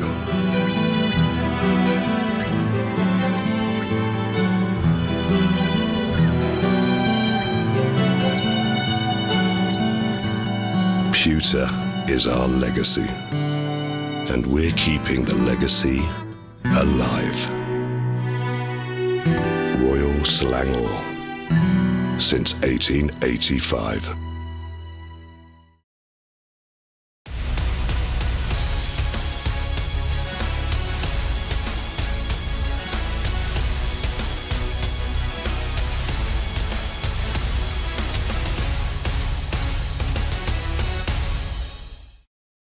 Oh yeah, it's definitely a little bit hot, isn't it, here Yeah, in it ERGP, especially after that race there. Well, we say it's hot, but we're in a nice air-conditioned room. I think the only thing hot right now is the racing on track. Yeah, indeed it was. What a chaotic way to kick things off here this Friday night, as we just witnessed the end of the copper class race. We're going to be continuing on now to our bronze class here and round number 2. That's on Road Atlanta here at ERGP GE18, a brand new season here where we're going to be bringing you guys races back to back from week after week, and this is now the second week running now of the season alone. So now that we already wrapped up the copper class, we're going to be moving on to our bronze class drivers. That means GT3 cars still on road Atlanta though, and it's not a place that GT3s are not unfamiliar with actually. Absolutely, because they feel right at home because they actually still take part in the IMSA GT Championship back in the day, GT cars as well, but also in the current day IMSA WeatherTech Sports Car Championship in the aforementioned Petit Le Mans and part of the North American Endurance Cup. So really then, the GT3 cars will feel right at home, and I think it would just be spectacular, if not even more so than what we saw in Copper. Yep, indeed it will be. So we're going to be waiting for the drivers to get themselves set up and sorted into qualifying. But let's go ahead and recap a little bit of where things stand after round number 1. Eric Satria, all the way from Indonesia, has dethroned most of the Malaysians to stay ahead in the driver standings by a single point. He leads ahead of Dave Chen, who has 28 points to his name, and leads ahead of Fahim Hatta as well, with 26 points to his own name. Indeed. And the fact that most of those guys that are on the Malaysian flags, they predominantly drive for well-known teams already like Probega or Velocity Pantera and Stratos in the case of Adrian Amit, who will be sporting a livery made by yours truly after this, and he is really happy about it. Let's see if we can actually power him to the upper echelons. But apart from that, these are the veterans who have actually come through the copper class but have made a name for themselves in the bronze category. Let's see whether or not they can put it together and try to take it all by season's end. Yeah, and we still have another 2 rounds of the season, so we're going to be hitting the halfway point right after this round itself. So going to be still a very important race here. I mean, championships with very limited rounds often do turn out to be quite chaotic in the end, but with the chaos we've seen already from the copper class, let's see whether or not bronze class will be experiencing the same kind of shenanigans. And given that it's going to be on the same track, that first turn, ooh, I think it's still going to deliver a lot of that side-by-side action here. Indeed, and we saw just now how the Porsches were trying to out-muscle each other coming to turn number 1. They can just about have the trail breaking in, but with GT3 cars with more aero and have more control over the electronics, they actually can just do the same thing. You can fling the cars around the outside, or you can try to break on the inside. We might just see some of them go side by side all the way up to the S's. Yeah, I think the S's itself allows for a lot of side-by-side action. Even though this is a track from the 1970s, it's still relatively wide in some places, no doubt, thanks to some modernization efforts here on the part of Road Atlanta. But the layout generally still remains very unchanged, actually, from the 1970s, isn't it? Yep, somewhat. Even the back straight that we mentioned earlier was a runway to do some smuggling operations. That's why IMSA was known as the International Marijuana Smugglers Association, by jokingly. But yeah, but and the best part, it was owned by the Whittington brothers too. Exactly, I was going to touch on. The Whittington brothers themselves literally ran this track into the ground because the track ended up in bankruptcy under their reign. But no surprise there, given the given their reputation and the fact that the white powder money probably ran out. Definitely, they ran out by that point. After the highs of the 80s, especially that they also won Le Mans with. I think it was Klaus Ludwig, is not mistaken, was one of the other drivers. It was one of the German guys that ran the Kramer Porsche K3 and took a very surprising victory in 1979 through the wet against prototypes, it being a GT car that won. But nonetheless, the Whittington brothers, a very fascinating story, alongside with John Paul Jr. and John Paul Sr., some of those guys that made the names in American history, for good or for bad or for some crazy eccentric reasons, is why 1980s motorsport in America was something else. Yeah, you guys can go ahead and check out. There's a great video by VinWiki that tells very concisely the story of the Whittington brothers and their run up into the Le Mans series there. But that aside, let's go ahead and focus now on our current crop of drivers. A 10-minute qualifying session for everyone involved here as Adrian Amit sporting that beautiful livery here, brought to you by Ammo himself here. And you seem very proud about that fact. I mean, in fact, that he is over the moon. He is stoked by this one. He really loved it. So, okay, let's see what you can do on the road, kid. And hopefully you can do yourself, your dad, your mom, and your little sister, and the rest of the Logan clan proud of watching him. Yep, so we'll see. You still have another 8.5 minutes here, though, so the drivers are still coming out of their out laps at the moment, though, so we'll have to see later on what the times will look like by the time we get, once we get some proper lap times on the board here. Let's go have a look at what it looks like to drive on road Atlanta itself. downhill through the S's here, and now going slightly uphill. You're constantly just swinging from left to right and to left again. This part here seems to have caught out quite a few drivers as they tend to go very wide at the end of the S's. And it's actually the way you want to go because the curve on the outside is still part of the racetrack, even though some might consider it's not track limits, but actually you can just about do that and still be counted as part of the lap. So that's why Adri tries to use all the way he can, and he has been actually feeling quite positive coming to this. Let's see what he can do after he himself had quite a wild first round, not gonna lie. A penalty that he got post-race even though he was on the podium, and that first race itself where he actually was involved in the wars, but nonetheless, he is the first out of the pit lane and clear traffic in front of him. Yeah, we'll see what the time will be as he comes around the chicane here. This is one of the newer additions to the track after, what I believe is 1998. That's where it was kind of added to this track here. So it's a bit of a slowdown by the end of that famous back straight. Now Adrian Amit comes around the final corner here, posts up a time of only 119 something. Yeah, he falls down the order here. It's Fahim Hatta. Yeah, 99. Fahim Hatta actually went 1.2 seconds faster. He was right behind him. Yeah, 118.779 is the time he's set here, and he's literally falling behind Adri. Through all of that, is now threatening to try to take his position, or rather just pressure him a little bit as we go around the S's. Not the best one as well because he got held up so badly. He might as well just jump back to the pit lane and start a new one because there's no point getting stuck here unless, of course, he values the traffic. Because look at the track map on the top right. It's a sea of cars. There's no way he could go back in the pit lane and get a clear track unless he waits for some of the other drivers that are behind to go through. Like car number 34 position, that was Adam Hakim. And behind him is, I think, Naufal Hafiz trying to get by here. Though, really then, Fahim Hatta is doing the right thing and just backing off. He just cannot fight Adri on that one. They won't lose time. Along with Dave Chen, who actually is the surprise package right now. Second place in the championship. But right now, 5th place in this qualifying session. Probably it's best that all three of them are shaking hands unwrittenly to just say, okay, let's just not step on each other's toes. As meanwhile, up in front, Luke Morales with a blind overtime, 2/10 faster than Fahim Hatta himself. Yeah, wow, that's an incredible time here from Luke Morales, just quite literally out of nowhere. With that time there, and very fortuitous as well. There's a question coming up on the stream, which I unfortunately don't quite have the answer to. The question is whether you're allowed to use this live stream footage for your own video to edit. And I actually can, because people use that all the time. It's fine. Yeah, it's actually fine because... Well, unless we're in Formula 1 and we own the footage. We have to be paid for the footage, then no, we're not. We're fine. We're fine. There's no media there's no media exclusivity as far as the RGB is concerned. So okay, that's a green light given our producer. So by all means, go ahead, Night Ping Eve, if you'd like to make a video edit. Why not share it to us as well on our social media? We are also on YouTube as well as Instagram. So when you come up with that edit, we'll love to see it ourselves.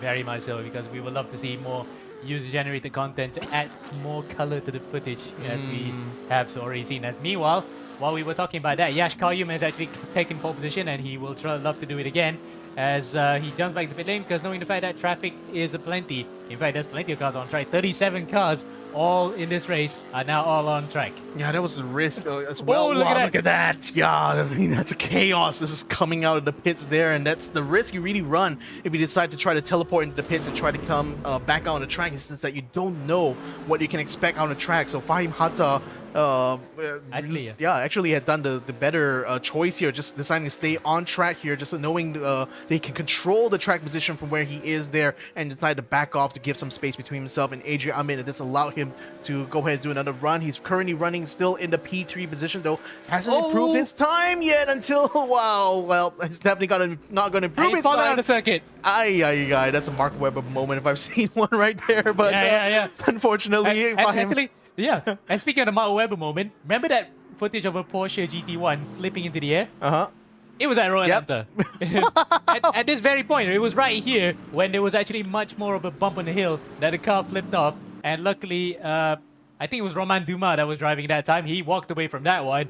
But seriously though, GT1 cars and flipping, you thought that was a Mercedes thing? No, Porsche pioneered it.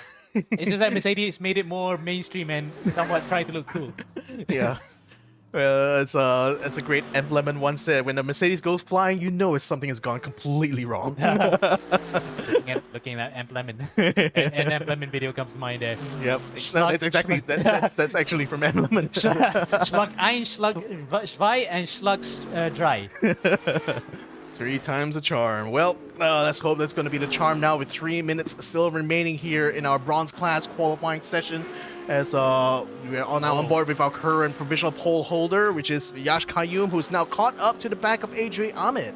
Yeah, is Adrian on a lap? No, he's on an out lap as well. So I think if discretion's at the better part of valor, Adrian will love to actually get someone like that out of the way, but no! I was about to say it! Do not get involved! Oh my word, that wasn't part of valor at all. That was just barging out of the way. Yeah, and unfortunately that's going to ruin Yash Qayyum's lap as well here, but he still remains in pole position, but only by 51 milliseconds, so not a huge margin to Luke Morales, who is still, well, I mean, he on his side is also dealing with a bit of traffic as well, so who knows what the time is going to be. In fact, it's going to completely off the grass as well, cancel this lap with 2 minutes remaining. He's going to teleport back and hope to be able to get another good run, but with the amount of cars coming up, especially right at this point in the race here, as he's coming out of the pit lane, he's going to still run into a lot of traffic, in fact. Yeah, let's see where he comes out, because I see another car behind. Yep, it's one of the, it's not liveralyless car. Try to say that twice as fast. Yeah, liveralyless. Yeah, it becomes a tongue twister, but plain livery car behind him is another one of those Mercedes, but Morales has actually gotten away from the cars behind and probably will try to get himself a bit of a gap, because space is quite a premium here, literally more so than in some other circuits, because Petit Le Mans, you have that problem where you meet traffic every lap. It's the same thing here, except it's multiplied by the fact that there's so many similar horsepower and performance cars that you will not get enough space at all. Yeah, well, he does have quite a bit of space here to use, but he's still on the out lap at the moment. Who knows how he's going to be once it gets on that flying lap. But, I mean, the good news for him, though, is there's only 2 cars ahead, and that car that's directly ahead of him does have a bit of a gap to him, so perhaps he can still manage this one last run here. Yash Qayyum is still out on track as well. He's got quite a bit of a clear run ahead of him here, so it's no doubt setting this up here for his final, what will be his final flying lap here as it comes around the final chicane. Yep, underneath the bridge to turn through 10B, and in fact it's actually 10A and 10B, 11 and then now 12. Officially there's more than 12 corners on this track, but because of nomenclature in American racing circuits, you actually have turns, for example 9A or 9B, just to string it together. So I don't know why they have that kind of culture, but it is what it is. Officially on the record it says it's 12 corners, so we'll play at that. Qayyum then goes through the S's, the drop into the bottom of the hill, then rises back up. You can see why it feels like a roller coaster. But in real life, if you were to walk the circuit, it looks even more spectacular, because the undulation changes when it's on a sim, or in real life, on camera, doesn't do it justice unless you're there for real. Exactly. I mean, it's one of the key features of a lot of classic American tracks is this unending undulation that happens on a lot of these curvy parts of the track, and Road Atlanta is no exception in that regard. As checkered flag is already out with the countdown, and the fireworks going off in the distance as well for good measure here. Yash Qayyum is still on a run and still in the running here to try to keep his pole position. Luke Morales is now coming around the final corner here, and he's also in the running to try to take away that pole position. Can he do it this time around? No, he doesn't. 3,000th of a second. He needed that time there in order to take it, but he will not take it. Yash Qayyum still remains on pole position. Wow, wait. And Morales actually just about hangs on to P2 right now, unless of course his fellow countryman, Ethan Rubio, for Swift Sim Racing as well, comes across the line. He improves, but he only could just muster up a 3rd place. In fact, 1st to 3rd, separated by just 700ths of a second. Jeremy Yao jumps up to 4th, and then Fahim Hatta in 5th. Well, what a way to kind of end out this qualifying session here. Incredibly close. Like, again, the BCRC mod cars that we use here are definitely designed to do this, where all the cars have the same power to the same power in terms of engine. So certainly there's not a lot of performance advantage that can be gleaned even from the different cars that are running in this class. But a close one indeed. And between a bit of a ghost moment there. But Jeremy Yao, he's actually doing that in the pit lane.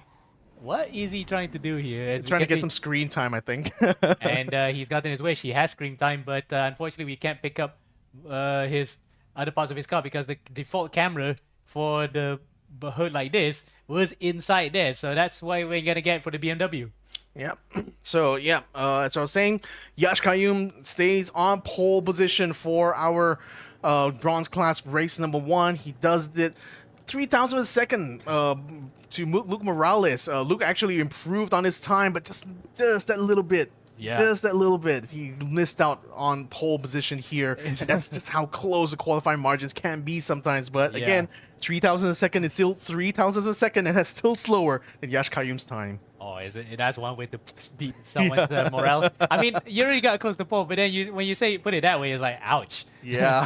The reality of it. But I think it's a valiant effort from both of you. We had a comparison side by side of how both of them were trying to fight for pole. It might have been very mightily close. Then again, you can't even slip a piece of paper, and paper's already thin. That's how really tight the margins were between Yash Qayyum and Luke Morales. Fair play to the both of them. They gave us an entertaining qualifying session. Now, let's see whether or not the race is going to deliver an equally close fight as well up in the front. Yep, and we also got Ethan Rubio and Jeremy Yao in the second row, Fahim, as well as Naufal in the third row itself, as the drivers are now waiting for the countdown towards our first race here. I'd like to remind you guys that we still have one more race to go after this, so don't go away even after this Bronze Class 1, because we still got some more action to deliver to you guys this Friday night itself. And I think Yodai's Yoga is already planning some content involving you here, Hamo. Time to make a fan cam for beloved Ammo, Kick W, he says. Yeah, thank you very much. But no thanks. I'm actually quite private outside camera. But yeah, thank you, Jonathan Siu. I think it is Jonathan Siu. I don't recall his name being like that, but hopefully if you do yoga, you will probably be much fitter than what people give you credit for. Although, like, I do wonder if Yoda does yoga on his spare time. I mean, I know he's like, you know, full of force powers and all that, so probably does a lot of meditation. And yoga is a form of meditation. I'm not sure whether, you know, in the Star Wars universe, does yoga exist in the Star Wars universe? Now that I think about it, How did this become a conversation? I have no idea. Okay. Anyway. Anyway, we'll just drag in time as we await the drivers on the grid here. The lights of the gantry has gone on here for our bronze class round 2 race number 1. Ooh. And off we go. Yash Qayyum and Luke Morales are still side by side. Actually, Luke's gone ahead of him from the line, so he's got an incredible start now going into the first turn. We'll be able to take the inside pretty handily, while Yash Qayyum is left to hang around the outside here, trying to keep alongside through the S's. Does not succeed. No! The contact onto Luke Morales forces him onto the grass as Yash Qayyum can just roll on. Luke Morales is just mowing the grass, comes back on the track, collects a car at the way out. Oh my word, and just now there was a driver that jumped the start further behind, and he actually, before even the cars got rolling, collected 2 or 3 drivers. But Morales, he tried to escape, right? In fact, another car right in front gets spun around and can't even pick it up right now because there's so much happening. But Luke Morales, with the biggest of the accidents so far this round, will definitely get a penalty shot for that one. And more cars are going off here. Yeah, One of them. Junior Pedro Gonzalez actually cut through out of all that. I can't even pick up. There's so many cars going off. So it's all kicking off here. It is definitely chaotic. Oh my goodness, I thought turn 1 itself was going to be chaotic. The action still continues on into turn 6 itself. Now we're on board with Haziq Aslan as he's attempting to try to get himself closer and closer to Pratama Aji as we get into that first chicane. And at the moment, Yash Qayyum is currently trying to hold his position against Fahim Hatta, who is actually just very much following him through that final corner as we speak here. In fact, let's go ahead and see on board right now Fahim Hatta and Yash Qayyum battling for the lead of the race right now. 2 of them has come out of the first turn here, just barely bumper to bumper now, coming into the S's, falling very closely behind, but Fahim Hatta still remains in P2 for now, coming through the downhill part here, looking like a solid one so far for Fahim Hatta. Yep, so it's Pantera Velocity versus Handshake Sim Racing MY for the front of the field. So these are 2 teams that know a thing or two how to race GT3 cars, and the fact that they're both running the same Callaway Corvette. So it's all about the driver here to make the difference as we come up to turn 7 and 8. Oh, Yash Qayyum a little bit squirrely coming out the exit here. We're going to leave the battle it for now because it looks as though I think Fahim Hatta will just try to get a slipstream because behind them, Rubio and Yao are fighting for the podium position. Yeah, and Rubio Yao are also fighting for a position on the podium itself, and Jeremy Yao is the one that's currently ahead. Don't read his bumper there while you're driving, and that's going to be a message to Ethan, but Ethan is just more focused on trying to take the track position here. Tries to have a look on the inside, does hook his nose in somewhat, stays alongside him around the outside, and chicane will be side by side now. Will he be side by side? Right over the curb actually lost him a bit of time, so he tucks in behind Jeremy Yao going to the final turn. Indeed, and good little battling there. In fact, the chicane has provided most of the action in terms of overtaking, but take nothing away from the rest of the track. The S's, the Southern Loop have all been very fun to watch. Yeah, this has been a crazy race so far this round in ERGP. So we'll see what the next 12 minutes or so will deliver for us here as Jordan McNeil now catching up to Naufal just in front of him in that pink car. Was Naufal the driver got caught out there by Jordan McNeil early on? No, wait. Oh, sorry, not Jordan, sorry. I can't quite remember.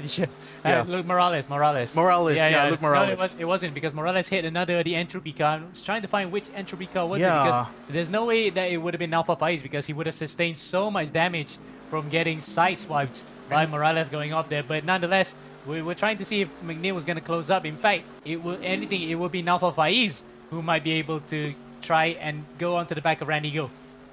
Yep, he's going to try to at least get a good run up here. He's on the back straight at the moment and coming into the chicane, just having a little bit of a peek on the inside there. Maybe it's a statement of intent here as he is just eyeing that position of P6 as right now on board Fahim Hatta. Yeah, still being close to Yash Kayyum, but still not close enough to make the pass here, I'm afraid.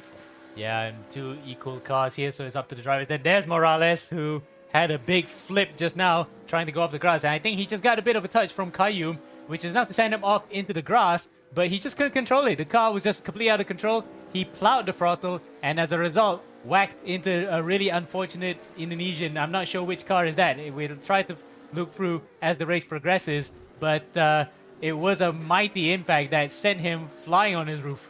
Yeah, and again, very much an innocent bystander in that regard because he was not involved at all in for why Luke Morales ended up out of the track in the first place. So very, very tough one here.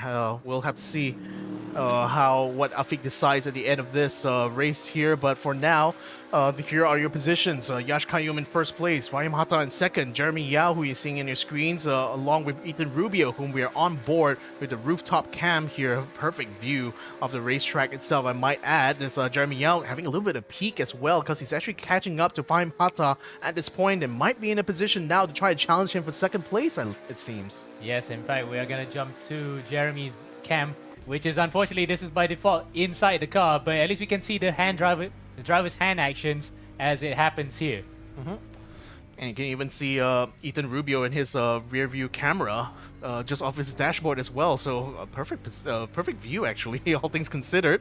But following through the S's here, this is a very tricky part because like that first part of S's tends to get blind on entry, and that curb has a couple big sausages there that you just don't want to hit. Unfortunately, which I think more than a few drivers here have experienced the unfortunate consequences of having run over those sausage curves, flying almost off of the apex there at the entry into S's. Now coming into the southern loop, as it were, turns 6 and 7. Fahim Hatta still remaining very nice and tidy through that. Jeremy Yao is not able to make any gains so far. Neither has Ethan Rubio. Both of them still remain about half a second split amongst each other. Yeah, we'll jump to Rubio now because he's in the box seat to watch this all happen. As they come up to the chicane, past the former runway that is used for the, shall we say, drug run. Logistics. Powder logistics. Yeah, that's not strictly legal logistics. That's how it was for the Whittington brothers back in 1993. Well, Ethan Rubio still remains tucked in behind. This is still a very close battle here, but still plenty of time for this to unfold here with 8 minutes remaining on the clock. As well, out of the top 15, this seems to be the only battle that is currently unfolding at this point. It's Muammar, who is in turn, who was in 15th place, in 15th place earlier, actually got the pass on Lim Zen. Yeah, in Zen Lon. But it's not going to matter too much because we're focusing on the point end of the pointy end of the stick, shall we say, Yep. with regards to the battle as they come down to turn 6, 7. No jokes allowed. No jokes allowed because Yeah, I know that someone will try to point out turn 6, 7 afterwards, and they will never hear the end of it. Never. We'll never be able to live it down. Yeah, so we'll leave it at that here as Jeremy and Ethan Rupio are still taking the slipstream of each other. And I think Ethan's getting a bit of a nice momentum coming into chicane here. Might even be thinking about making a move now. In fact, we'll be making that move here. Under braking, takes over the position of Jeremy Yao. Still keeps on the racing line though, so he moves up into 3rd place in one fell swoop. Yeah, there we go. Jeremy just left the door open just a bit, and Rubio makes it a Corvette 1, 2, 3. So Corvette working real well here at Road Atlanta, but Jeremy, I would like to have a say in that one to prevent a nice trio at the front. Yep, well, V8 power and exactly what you want here in America. But the BMW is still racy as well and still trying to nip into Ethan Rubio here to hopefully try to retake the position or at least keep him under pressure. So there may be a chance to take the position there. And look at what FU wrought here, Ammo. Yeah, we brought Brain Rot. Yep. Well, No, the brain rot has found us, unfortunately. Yeah, I mean, you said turn 6, 7 as well. Now everyone going for 6, 7. Aye. Well, Meanwhile, there is a driver that actually has the number closest to that, and that's Adramit. He wanted to go for 60. He wanted to go for that number, but unfortunately, he had one number too many because someone took it. Because unfortunately, this season, that particular number is quite popular. I wonder why. Just TikTok things. Things. Well, 6 minutes still remains in this race. Adrian Ahmed currently running in P18. And a bit of a battle right now between Dave Chen against Randy Go. Randy looking a little bit slow coming out of the chicanes here. And now Dave Chen's all over him. The current leader in the championship here is looking to try to add more points here. And, the second place in the championship currently at the moment. And he's attempting to try to make a move here. Randy couldn't quite find it, though, that time around. So still will have to stay in P6 for now. Yep, and the fact that Randy blocked past him on the way on the exit there. So, he's gone up and hit 88 miles per hour. So, well, nothing we can do there. Randy's probably out of it. Yep, well, Netcode's done his thing again. Randy goes disappeared and has gone back to meet his people, I'm afraid, as Dave Chen takes his little spill on the outside there. That might open the door for some other runners behind him. Luke Morales, who is currently trying to recover his drive here, has actually got himself into the middle of this here, despite being a back marker. Now Faiz, though, is the one who may be able to capitalize on Dave Chen's mistake here as he's all over him coming out to turn 7. Wow, wait. I think Dave would not probably like that one bit because he's fighting against a guy who's not even for track position at all. He just wants to be ahead of this. Now, he is falling into the clutches of Naufal, who is in the same Mercedes as well. Side by side, they come all the way to chicane. Who's going to be bravest on the brakes here? Well, it's going to be the bravest one who will be ahead here. And it looks like Dave Chen will be the one to stay in P5 for now. Naufal is not able to match him under braking here, so he still have to fall in behind as Luke Morales is still pulling away here, or rather trying to pull away, but Dave Chen is still taking the toe off of him, even up into the main straight. Yep. Oh, in fact, I think that might have worked out brilliantly for Dave Chen, but having said that, might just actually be caught short here because Morales now is acting as a blocker and he is not getting any faster. He's not getting faster. He's not even giving way there to Dave Chen, forcing him to back off and back into Naufal Faiz's front bumper. So this is still delivering an absolute opportunity. Where did Randy go here? I have no idea here, unfortunately, Gooberry. So we'll have to see whether or not we rejoining here in this race. As meantime, Jordan McNeil takes an opportunity and gets himself ahead of Naufal Faiz. Well, he had to brake to avoid contact there with Dave Chen. Yep, as Randy goes gone now out of the way. He's gone somewhere, but let's hope that he can actually just stick around for race number 2 because it might have been just a momentary disconnection that just jumped him out of the way. As meanwhile, McNeil, his teammate, is propping up holding honors for the Velocity Pantera boys by trying to make it 2 drivers in the top 5. Barging his way coming out to the chicane. Side by side they go. Is Dave Chen going to relent? No. McNeil hangs around the outside as well. And Faiz might want to come through and take 2 of them. Yeah, but unfortunately, he's also blocked a bit of contact between him and Dave Chen as well for good measure. But now Fafais is able to get ahead coming out of the final corner and stays in P6. Dave Chen unfortunately loses 2 positions. No! Now Fafais cooks it in T1 and into the gravel he goes. Is that now on board? We're watching right now. He was so done with it. He just wanted to see how far is gonna go. But luckily, the gravel trap saved his bacon. But at the expense of, well, there goes his chances of actually being right up in that top 10. Yeah, what a shame. And although, just one thing I wanted to point out, I literally have the same gloves that Naofao has, and it's actually a really good one for sim racing, I might add. Actually, bicycle gloves with a very grippy padding on right on the palms itself, so nice choice there. Now for Faiz, unfortunately, he's gonna have to fight it back here, dropping down to 9th place after that spill into the gravel. Ooh. And now it's under threat here from Muhammad Shazwul just behind him. Yep, meanwhile, here comes Rubio on the inside, Hatta. And Hatta's lost a lot of ground to Qayyum, so Qayyum has managed to pull away here up in the front. But Hatta is very brave on the brakes and hangs on to position just for now, as we see Jeremy Yao also trying to hang on to position. As more comments are coming in, by the way. Neil Harris, who we saw earlier, he also chimes on the 6-7. Of course. But hello to you as well. What happened to Randy? He just flew into the trees as if he was in a DeLorean. And unfortunately, he just exited the race. Maybe he came back. He is in the pit lane, I think. Yeah, he is. He reconnected in. He came into the pit lane, and I think he's staying there for now. Okay, so there he is now. As Ethan Lowe says, Microsoft Flight Simulator Grand Prix, yes. But not the most original way of flying out of the way, shall we say. Not the most orthodox way of flying out of a circuit, but he is. It is what it is. When did Randy go? Where did Randy go? Wherever he went. Yeah, wherever he went, that's where he gone. Jurassic Reaper says, subtle foreshadowing for gold and silver. Yes, and bro flew into Hogwarts, but not in 9 3/4. No, that train's left the station, unfortunately. So. Yeah. Meanwhile, Type C driving, that's actually Xiaoming Kong. Type C driving. Oh no! We can't see what that means, but they said we know what that means. Oh boy! As Rubio goes on the inside, Rubio takes 2nd place away from Fahimata. What a brilliant move that we saw it just now. We couldn't mention it because we were still trying to digest that particular joke.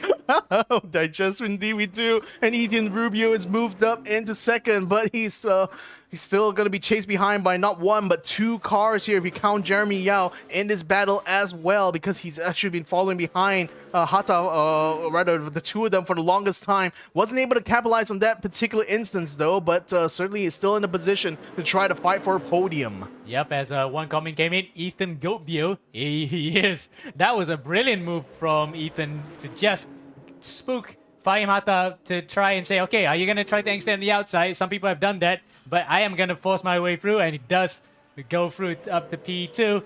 Think he might have left it too little too late to challenge for the win against Yash Qayyum, but nonetheless, good points for this Swift Sim Racing driver. And speaking of Yash, he's already on the last lap here, ladies and gentlemen. He's already on the back straight. The fireworks is already coming up preemptively for him now, as he is set pretty much on the lead of the race here since lap 1 itself, after unfortunately forcing Luke Morales off of the track there. But we'll leave that Afik to figure out whether or not that's going to count as a racing incident or not. But whatever it is, Yash Qayyum will be seeing the checkered flag first. 5 whole seconds clear of Ethan Rubio, who has snatched away that 2nd position just in the nick of time to enjoy this. And Fahim Hatta stays on the podium for now, and Jeremy Yao frustratingly it's just that little bit off there. Dave Chen will come around for a respectable 5th place, and look at that, a bit of a battle right now between Audric Fernando and Jordan McNeil, but Audric will be able to finish ahead of Jordan McNeil as Jordan settles into 7th place. Now for Faiz will end up in 8th, Fahor Rahman will end up in 9th place, and Muhammad Shawil Akbar will finish in 10th. And that was the one that our producer Imran Zali is happy about, because a Bentley has actually gotten in 10th position, and crucially, the big Boatley will be on pole position for race number 2.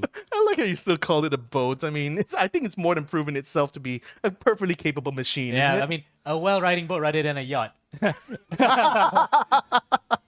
Well, we call it line you up for a reason, right? Well, the Bentley is going to be on front row, and our producer is very, very happy about that fact here. Go, Jeremy, says Type C driving. That's Yanming, yeah, it's Yanming Kong. Okay, that's his channel name, but I know the good person behind it. So, can we still have to call it Type C driving? No, we'll just say it as it is. Yanming Kong happy the fact that Jeremy managed to make it out to fourth, as I think we lost Yash because he's trying to reset himself back into the server. But other drivers who had to cycle through, Ethan Rubio finishes second, and then Fai Matata, that rounds out your podium. A podium full of Corvettes. Yeah, I mean, it seems like V8 is the way to go, isn't it? As Jeremy Yao goes for another backward spill into the pit lane here. Definitely a penalizable offense in real life, but Jeremy, given it is the virtual world, we're just going to let it slide for now as he slides his way into a pit box at the moment. So yeah, that's race 1 already done. We've got a race 2 to go here for bronze for the bronze class. We got a Bentley on the front row thanks to Muhammad Akbar, who was able to get himself up into that position. Oh, that's an even worse camera, because that's the normal camera that we choose to put onto the roof. It's a bit off center, but actually that creates quite a dynamic shot. It's a Dutch angle, like a slight Dutch angle, but a bit. Yeah, a little bit. Dutch angle or a proboscis. It's like a protrusion out of there. I mean, definitely looks like, you literally stuck a GoPro cam right on the roof of the Bentley here, but it's going to be a nice view. In fact, later on we get into the race start. We're on the countdown right now, as the server was going to take a little bit of time to get things reset for that. And, Galaxy is already putting in a prediction here. Possible that Luke Morales will be having some revenge incoming in race number 2. Well, we'll have to see how that will turn out, but whatever the case, like Luke Morales, where is he going to be starting in this race? It's going to be in 30th place, in fact, so very, very far back in the order. A far cry from where he was in race number 1, where he was like literally on that front row and actually was in the verge of taking the lead until contact with Yash Qayyum. Yeah, and then when he went off completely, he just had nowhere to control the car until he went into the path of, I think it might have been Naufal Faiz, but Naufal seemed as though he wasn't fazed by it. He just, okay, that was a car in front of me, I'll just barge him out of the way and carry on my race. As meanwhile, more and more comments are coming as Xianming, that's probably his second channel, he has an account ready just to make 2 comments. I'm pretty sure that was Xianming Kong with 2 comments in one go. Green Limao Racing, literally means green lime. Yep. Says USB Type C. We're not gonna let some of these jokes die. We already had 6, 7, and now Type C. Keep the memes rolling in, I guess. Like, it's great to see the little comments have been very lively here in round number 2, and we thank you all for joining us along in this journey, regardless, in spite of like the memes and the. Why expose me? That's what you deserve, my friend. I didn't say it. So yeah, we're going to be seeing whether or not Yash Qayyum will be able to follow this up with an incredible race number 2 here. He's been after the contact in the first lap, virtually unopposed, only finished 5 seconds ahead of the rest of the pack here, so it's going to have quite the work ahead of him here in race number 2. Muhammad Shah Walul Akbar will be starting on the front row together with Fatou Rahman, and we'll see how this will turn out. Oh man, there's more comments that said about why Randy went flying off course. Why does he need to apologize for it? I think the internet itself needs to apologize to him. Yeah, that's definitely like net code, so there's really nothing much Randy could do. In fact, I would expect, like, from his perspective, nothing actually happened except that he disconnected from the server momentarily. So really, the universe owes him an apology, I'm afraid. Yes. Meanwhile, somebody put it behind Rezwan Shah, and up in front, Shalawal Akbar with a clear road in front of him. Now we're going to get ready for race number 2 for bronze, round 2 of Global Edition 18. Lights on the gantry come on, and when they go out, we're going to be off for race number 2, and this time nobody jumped the start because we saw it in the first race. Someone jumped it and caused a bit of mayhem, but Shalawal Akbar probably was sleeping at the lights. He has left 4 cars coming through instead of being 5 cars even, and make that 6. No, it fakes it again, punts it out, but saved it. Luckily, the Bentley's weight saved him, but he's gonna fall all the way to where he finished in the first race. And that's much to the consternation of our producer as I guess he got another contact again. He gets spun around and completely gets clattered by other cars behind further. So unfortunate. Oh no! Producer is just completely off his chair right now. As more and more cars get into contact with each other. It's absolute chaos right now in race 2. And out of all that, we managed to pick up actually our championship leader, Eric Satya. He's been so anonymous this round. He's only been seen now. Yep, and finally into 10th position, which in race number 2 is a points-paying position here for M92 Motorsport as it comes across turns 6 and 7 as well. Please, guys, don't be gentle in the chat about that this time around. As we see Randy go back in action, 12th place right now, still in the running here, ladies and gentlemen. He jumped out that far because so many people took themselves out. What is going on? And in fact, we have not been focusing much on the race leaders because here they are now, Fatah Rahman and Nafal Faiz, 2 V8 cars going at it, and it's not a Corvette. Oh, someone spun! It's Fahim Hatta! He's actually being taken out by Dave Chen because there's Dave on the inside of grass. Yep, he's taken out completely, and he's going to have to join back. And unfortunately, in 11th position is Adrian Ame has just passed him across the line there. Dave Chen right now, though, is still continuing on, trying to get into the chase right now. If Eric Satra, the current championship leader, coming out of round number 1 here, and Dave Chen is now trying to fight him for 8th position. Wow, how much action can we try to catch on camera? Because there's so much happening. We might have missed some, as to be expected. But wow, what a crazy first lap that we had. I think this is more chaotic than Shanghai. It could be, in fact. Like, even if we count the chaos from the copper class earlier on, now we're going to see if Fahim Hatta is going to be able to get some damage limitation out of the way as he's stuck behind the Janetta Mohammad Radzi. Oh no! And a bit of contact as well. I think that was... Oh no, couldn't catch that car now. It's a Corvette, I think. I did catch it for a second that someone went off there. It is Hazi Aslan. So Hazi Aslan has unfortunately whacked himself out of the way for this particular juncture. Oh no, there's someone spinning in front of us. Yanwar, right in front of our camera. Yep, Muhammad Yanwar now trying to rejoin, and unfortunately collects a couple of cars in the way as well. I think a bit of net code as well might be the cause of it here, as his car is lagging across the circuit. Oh my goodness, another unfortunate incident here. Yeah, and Nicholas Tan also is trying to reverse himself back into order, and luckily, after all of that, everyone saw themselves out. Now, let's try to focus on what is going on here is a race. Yeah. Not a demolition derby. As much as you love to have it here in the US, but no, this is the actual proper race here. Muhammad Dafa and Ethan Rubio are properly racing each other right now for 6th position. Coming in through the S's here, Muhammad Dafa has a V8, but so does Ethan Rubio. Whose V8 is better, European or American? That's the question, isn't it? Yeah, that's a very intriguing question. But, you know, nobody can question a V8 motor. I mean, that's an obvious answer, isn't it? It's American V8 all the way because they still use V8s in NASCAR for donkey's years. And on top of that, a pushrod engine, which is not a commonality in other forms of racing besides NASCAR racing.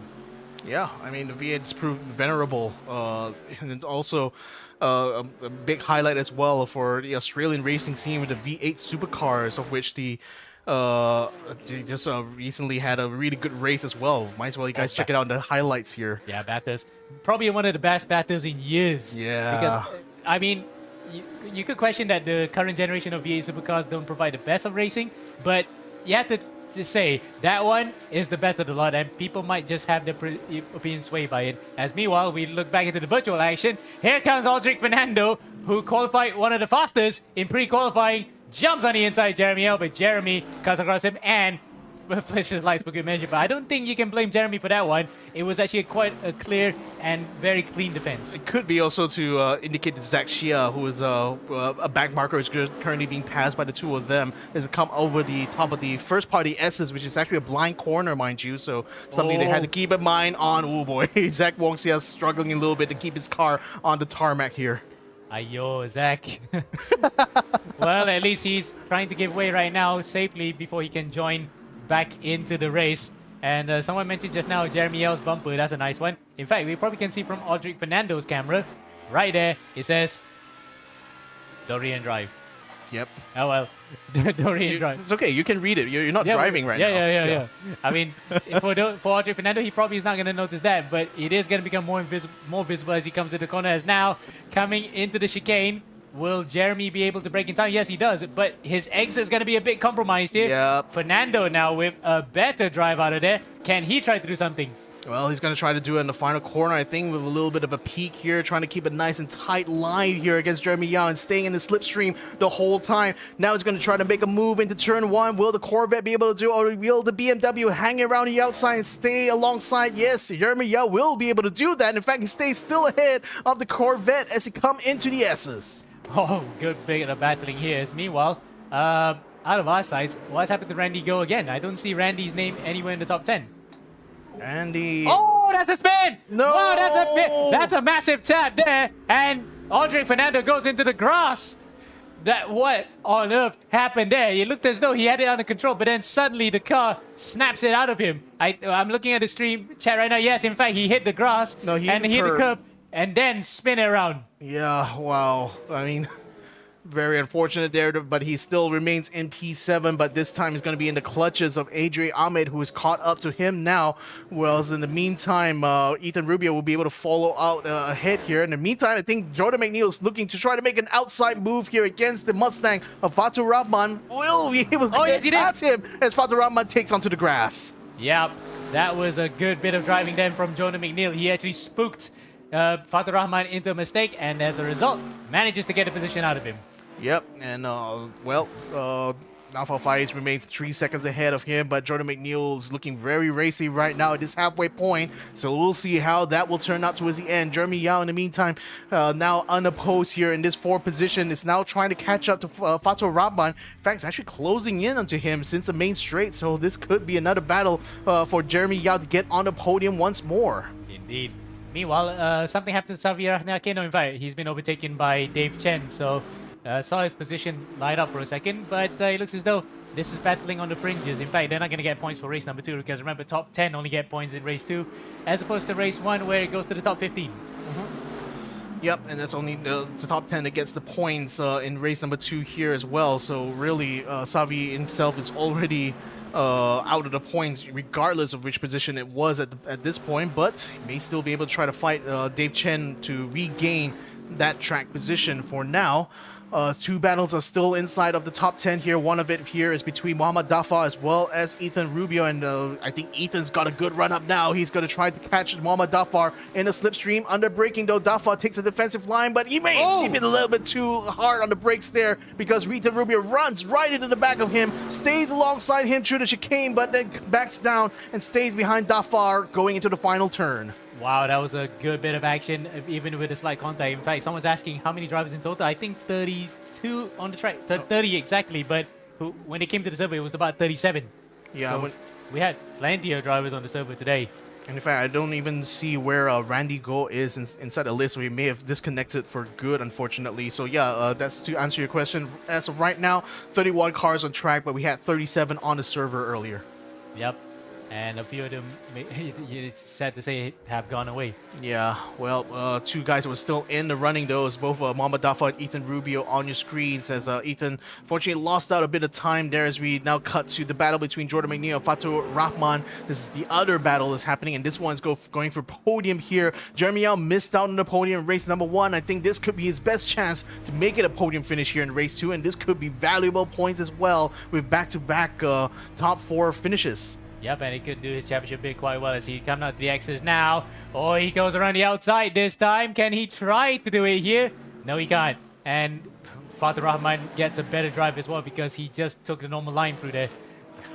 And again, Randy Go, his name is used for the punchlines. Oh, well. Things, well, the universe didn't quite apologize enough for him, though, in spite of the chaos that happened in front of him that allowed him to gain some positions in race number 2, but unfortunately no longer to be seen here on our server. So that is indeed unfortunate.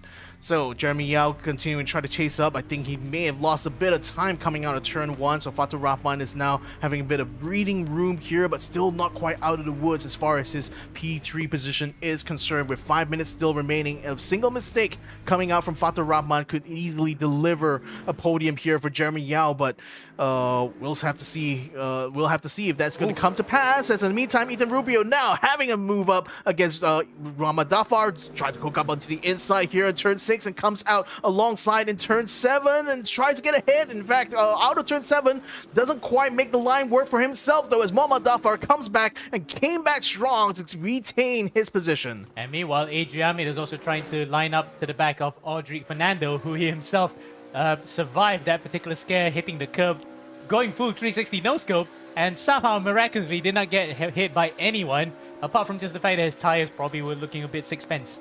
Yep, a little bit flat spotted as well, but still continues to roll on here and still ahead of Adrian Ahmed for now. Didn't quite lose track position, surprisingly, which I guess is a blessing in its own right here for Audrey Fernando, as he still remains inside the point, but now Adrian Ahmed has an opportunity here to bring some excitement going into turn 1 here, but that will still have to be kept on the cooler for now. Yep, as meanwhile, there was an even closer battle up in front there, but it looks of it, Rubio is behind Dafa again, but Muhammad Dafa is holding firm on this. Yep, holding very firm indeed, and even though Ethan had made an attempt, it didn't quite make it stick. So he's going to have to try again, but he's only got 3.5 minutes to go to formulate that plan of attack, and Muhammad Dafar has demonstrated so far he's not going to be trifled with. A bit of a bump and run maybe, but not quite the run though for Ethan Rubio, as he still stays stuck behind Muhammad Dafar throughout turns 6 and 7. Well, Dale Earnhardt would be proud of that one if he actually pulled that off, but Rubio then still behind in P6, probably gonna grow a bit more frustrated the fact that Dafa has put up some stout defending, even if you might say that from a driving point of view for you, it might not be so sportsmanlike, but I think it's very sportsmanlike the way he's done it. And case in point here, once again, oh no, Adri's out! Adri's out of the race! We can see there's a D right beside his name. That means DNF'd. He's actually just disconnected too! Oh no, another one has fallen to the netcode gods, as it were, as Ethan Rubio and Muhammad Dafar continue the battle. They were almost side by side just now through chicane there, as Adrian Ahmed left us in this race here, unfortunately, but the racing still will continue. 2.5 minutes to go here. Can Ethan Rubio finally find a way past, or will Dafar continue to retain his position as the Minister of Defense? The Indonesian Minister of Defense, and probably one of the better politicians that Indonesia will ever have. Okay, that's getting to very spicy territory there. We're going below the belt, but I think all Indonesians who carry the Jolly Rogers straw hat flag will agree on that one. As we come up now to turn 6-7 once again, as Dafa goes a bit wide, Rubio gets up to the back of him. They're not going to actually take each other off their sides, aren't they? Well, 6-7 strikes again here, and this time is going well for Ethan Rubio. He gets a good run up now, getting a side draft, and now is ahead, actually, of Muhammad Dafar. Can he keep this position, though, as he comes around to his chicane? Muhammad Dafar is coming back. A bit of a touch between the two of them for good measure before the braking zone, but Dafar takes the apex first, comes back into position, and stays ahead of Ethan Rubio. Wow, can he be elected as a politician now? Because that's better defending than any of those dancing politicians in parliament. What a drive from Dafa. Brilliant bit of defensive maneuvers. You might say that Rubio might be a bit hard done by, because especially that they touch some wing mirrors and door handles sometimes. But I think for the most part, it just stays close to the periphery of the gray area, as now, Dafa. Whoa, Dafa jumped as well. Defense is the key word here for Muhammad Dafar, as he continues to stay in P5 and stay ahead of Ethan Rubio. Over the curves they both go, and I think Ethan Rubio is getting another bit of momentum. Oh, that's all that but dissipated as soon as they hit the curb on the outside there. Now coming around to turn 6-7 again, and yes, I realize that's the third time I've said that in a row right now as we come around, but this is where Ethan Rubio touch between the two of them, but Dafar still stays ahead though. Didn't quite spin him out that time. I can't blame you on that one, because it turn 6 and 7 does come together, you know, so that's why it says 6-7. Yeah. Okay, so we'll probably end that quarter for now, because alongside, look at that. Fahim Hatta's on the inside now. Corvette versus Corvette. They're gonna go wheel to wheel coming out to the chicane then. Dafa's on the inside. Hata's on the outside. Hata's gotten through, but Rubio's gonna get a better exit there. Oh, he gets a bit of a tap in the back of Fire Hata as he's a little bit slow coming out of chicanes here. So now I think Ethan Rubio will full within his rights here to try to hang around the outside and will stay on the outside and stay ahead here of Fire Hata just in the nick of time. But Fire Hata, well, he's really trying to become an interloper in this battle, isn't it? Yeah, what a great battle for P67. P67 now headed towards turn 6-7. Is it going to be a 6-7, 6-7 finish? We'll have to see in 6-7 minutes. We are definitely selling it tonight.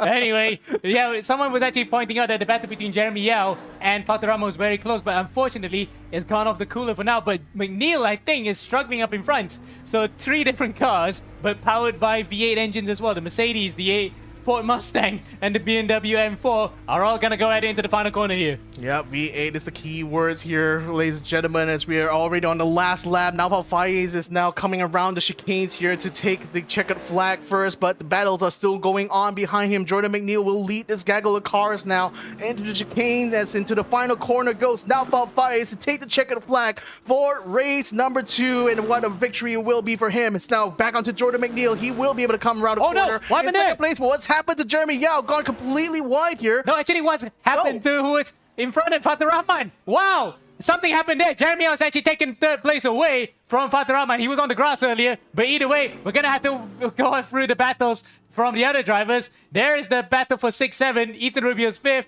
Dafa at 6, and then 7 will be Fahim Hatta. So Fahim actually was the biggest loser out of that one because Rubio managed to get by Oldham. Wow. This really is a difficult race to call here with people just dropping out left, right, and center. And that somehow Jeremy Yao ended up on the podium here, ladies and gentlemen. Well, what a way to get it. In fact, as well, in 4th place, Fatur Rahman. In 5th place, Ethan Rubio. Muhammad Dafar finishes in 6th. Fahim Hatta, as you said, in 7th. Then Muhammad Akbar in 8th place. Dave Chen in 9th. And Lim in 10th place. That's Lim Zen Lon, who rounds up the final points paying position here for race number 2. We apologize that what we missed between Jeremy Yao and Fatur Rahman, but it might have been one heck of a battle there because we had to, of course, give some love to the race leader because Faiz, that's his moment to shine. It was a momentous occasion for him to take the win, but behind them, amazing pair of driving between Jeremy Yao and Fatur Rahman. In fact, so it is actually Fatur Rahman, according to Night Pink Eve, that he spun onto the grass, and then that allowed Jeremy to take over. Wow, what a way to kick your podium here for Jeremy Yao, who barely missed out on it in race number 1 and takes it finally in race number 2. It goes to show just never say never, isn't it here? Well, whichever the case, that's a handsome amount of points actually for Jeremy Yao. I mean, that's back-to-back, top 4 finishes and a top 3 now in race number 2. So that's going to be certainly work wonders here for his championship. Absolutely. And now, with the... Well, it's not even the appetizer. It was almost like a main course.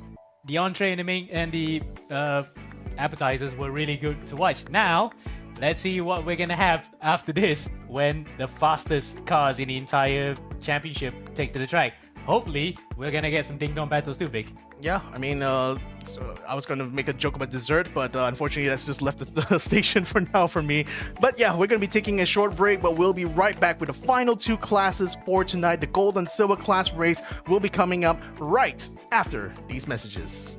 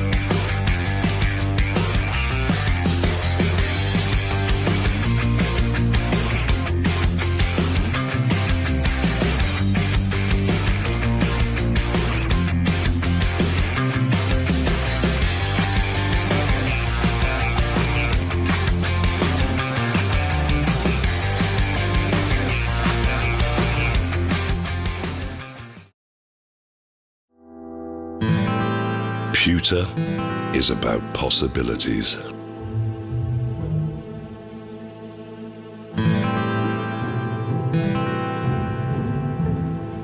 It is an idea made real.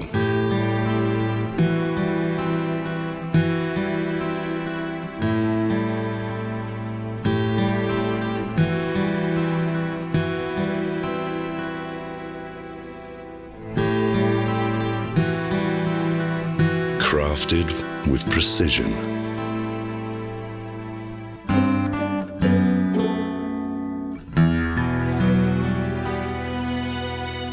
It can make tradition timeless.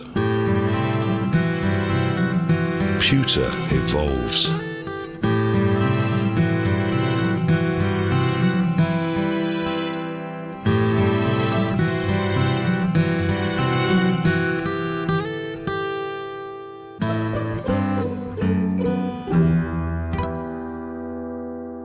When allowed to be free, it can captivate you.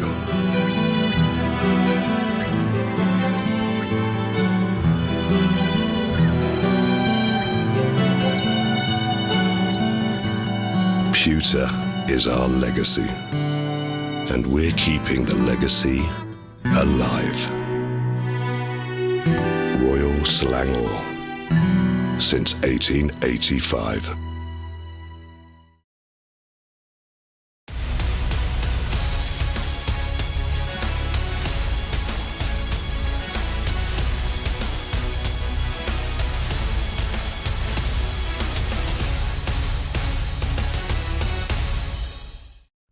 And we are back, ladies and gentlemen, for the final race of the night. This is the eRacing GP Global Edition number 18. We're running round number 2 here at Road Atlanta. We just witnessed 2 races, first for the copper class and then later for the bronze class, but now it is a race for the gold and the silver class as we are running into this now.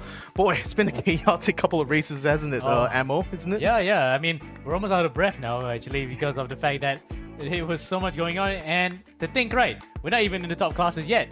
Who knows what might happen here?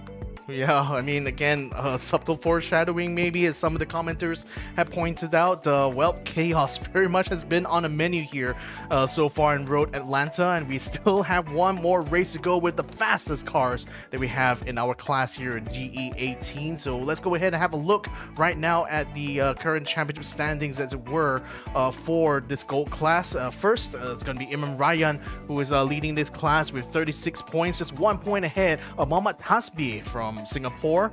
Kazani Ramdani rounds it up in the 3rd place there with 28 points of his name, only 7 points behind Amigos Racing own Mohammad Hasbi.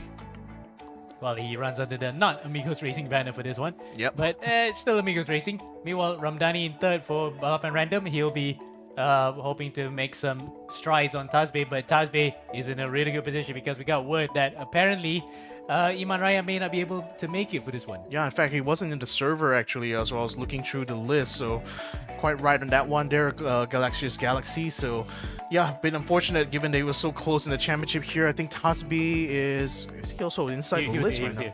Yeah, he is here, I think. Yep. So yeah, so again, good be a good opportunity for some of these guys to actually catch up to Iman Ryan, but it's going to make it certainly a tougher challenge here for Iman Ryan to try to defend his championship standings. So that's gold class out of the way. Let's have a look at the silver class here, where Chester Elog is leading by a healthy margin, 22 points ahead of Tehan Iranga here, and that's off of a brilliant round 1 for Chester Elog himself. So that's going to allow him plenty of breathing space, I was assume, for this round in particular, and perhaps even for the season. Indeed. And the fact that don't discount out any of those drivers who have started the first round strongly, the likes of Sapin Prapit Chop, Ethan Lau, Sukan Pino, and Apisak Chongkiti Warakol. Yes, that's my Thai heritage coming through with the pronunciations right there. You've been nailing it all day long, I have to say. But yeah, don't even discount out guys in that top 8 alone. They're still within a shout of getting the points right there. But regardless of that, we will see the patterns start to form once we enter round number 3. Yeah, it's a very tight championship battle here, you know, from second place on down here. So, well, really, we are gonna see how that's gonna shape up here in round number 2 as we are awaiting the start of our 10-minute qualifying session. This is gonna be following a Format A type race here, where it's going to be 2 races, races 1, race 2. Race 2 is going to be determined by race 1 is going to be determined by qualifying position. Race number 2 is going to be determined by the finishing order of race 1 in reverse for the top 10, and that includes both of the gold and silver class drivers here. And that's one of the reasons why Chester had been able to defend his race 2 very well in last round, given that he finished in 10th as a silver class driver. And he started on pole. Yep, exactly. So that's why it made it easy for him to try and ease away at the front. But regardless of that, we're off for qualifying, and you saw just now the cars fanning out of the pit lane on the way out. It is a lovely sight to see that after somewhat having a lull period with the entries, we are now seeing healthy numbers for the top classes. So as they are now charged out here, this is going to be the fastest cars we're going to be seeing on Road Atlanta for this night. And boy, oh boy, it's going to be a very interesting one to watch here, given that especially the silver class cars are all spec as well, so they have very much are the same car in that. And even in this LMDH pack that we're using here by the Racing Rats, still pretty close in terms of performance as well, quite well balanced in fact. So I think there's still plenty of close racing and plenty of I guess basically a good recipe for chaos to come up ahead from us here on this 4-kilometer long track. As we're now on board with Mama Tasbe, who is now on his flying lap. We're going to be seeing what the times will be as they tumble along in the order. So there's a little bit less cars, rather there's fewer cars in this final race load here. There's only what I see here, about 29 drivers who have come across the line here, who are 29 drivers who are in the running for this race in particular. So I think there's a lot more clear space, and some of these drivers already teleported back in here to start their next flying laps. So I think there's plenty more opportunities, I should say, for these drivers to get a nice clean lap in this qualifying session. Yep, as we see now, Keith Moore actually jumped from the Ferrari in the first round to a Glickenhaus. That's a rarity now because Glickenhaus have officially pulled out the World Endurance Championship, but you might just see them in Asia by the end of next year because we will welcome the hypercar class to Asian Le Mans. That will be nice to see if Glickenhaus or Isuta Fraschini or any of the manufacturers that have dropped out of the World Endurance Championship make a return. Heck, we might even see Lamborghini in Asia for all we know. That we will love to see. Yeah, that would be incredible indeed. So, one of the commenters here is asked, strawberry and pasta? Yes or no? Unless you're Polish. Actually, it doesn't look too bad. I actually looked it up. Yeah, I guess if it's a dessert pasta, I guess I wouldn't mind. Yeah, if it's pasta that's cooked, actually it's still not that bad either because, I mean in Malaysia we have fried ice cream. We need to have fried ice cream in Malaysia, so savory and sweet actually can go well together. But I don't know. Depends on the situation. If you're Polish, maybe you like it, but if you cook it your own way, might as well. So we'll say maybe. Maybe. I mean, I guess it all comes down to the execution, which is pretty much the same thing for all of our drivers here. It's going to come down to the execution of this qualifying lap here to see whether or not they'll be able to make it up onto the top. Yeah, I was about to say, it might be good or we pasta. That's really trying to stretch it there, yeah, Mo. we pasta. We gone pasta that already. Anyway, across the start page that we go. Keith throws the early gauntlet, 109.1. That's very fast. In fact, only about a second off the fastest lap record ever set here when it was a Peugeot 908 FAP that went fastest with Christian Klein back in 2009, if I'm mistaken. But Muhammad Tasbe is able to come back here with a very brilliant 109.148 here, and that's 6/10 clear of Sai Priti Sutakar. So that's a very handy margin for him to have here in the provisional pole, as Sai Priti Sutakar also has a bit of traffic ahead of him, but I don't think it's going to be much here that he wouldn't be able to handle. Yeah, let's see what he can do. And in fact, I think he's sporting is it a Moza R5? Because I remember he had a Moza before that. He actually raced and won in his class with a controller. So wouldn't put past him that he could drive on any particular equipment. But nice to see that the Indian contingent are back here, led by one of their fastest drivers, Sai Prithvi Suduka. is having a bit of traffic. Second provisionally right now, 5 tenths behind Tasby. But it looks as though he might just have enough time to come back into pit lane, do a turnaround, and do another lap. Well, if that's if Raja Murashaka doesn't get in his way too much, perhaps he may just stay out in track here because he will be able to get a little bit of slipstream off of him. Keith Moore in the meantime. Oh, in fact, we were about to mention, I was pointing into the screen for Victor that Keith got it second, but then Sudakar gets it back up to P2. So nice one then from the Indian behind the Singaporean, in front of the Indonesian. I was about to say Malaysian. Keith gets knocked out again, this time by another smooth operator, Fadli Rahman. Yeah, 1 minute 9:6:12 here for Fadli Rachmat, and that's really a close qualifying here, going between third all the way down to fifth here. Very close indeed between all of them. Is Kyo Yim? Yep, is in P4, whereas Keith Moore now is dropped here to P5, but he's on an out lap. So far, not too far off, 5 tenths of a second on a 109.67. Here we go again. Well, I mean, it's right there for us to see, so we really can't do anything about that. Okay, we promise that's the last of the ones tonight. Otherwise, everyone's gonna brain rot tomorrow morning.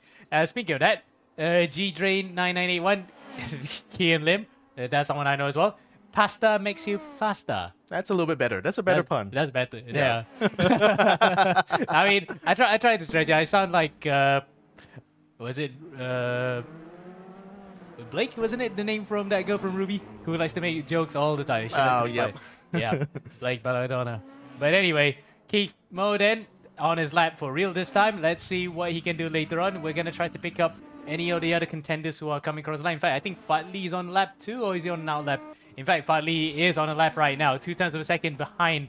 No, in fact, almost 2 tenths of a second behind Sai Suduka, but Tasby a further 5 tenths ahead.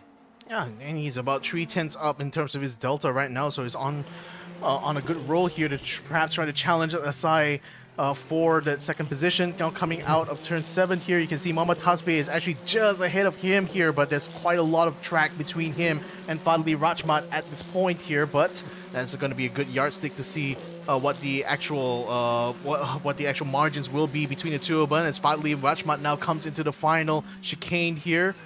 Gets it nice and tidy over the line there, has to keep it away from those sausage curbs that's deep inside of the apex. So it cuts a little bit across here, it comes over the crest and down into the final corner. Takes a lot of curb on the inside though, but still remains up here. Does improve its time, but still remains in P3. Yep. As we will go back to now Sai Suduka, we will focus on him earlier. He's, in fact, no, still maintaining in second place, P2.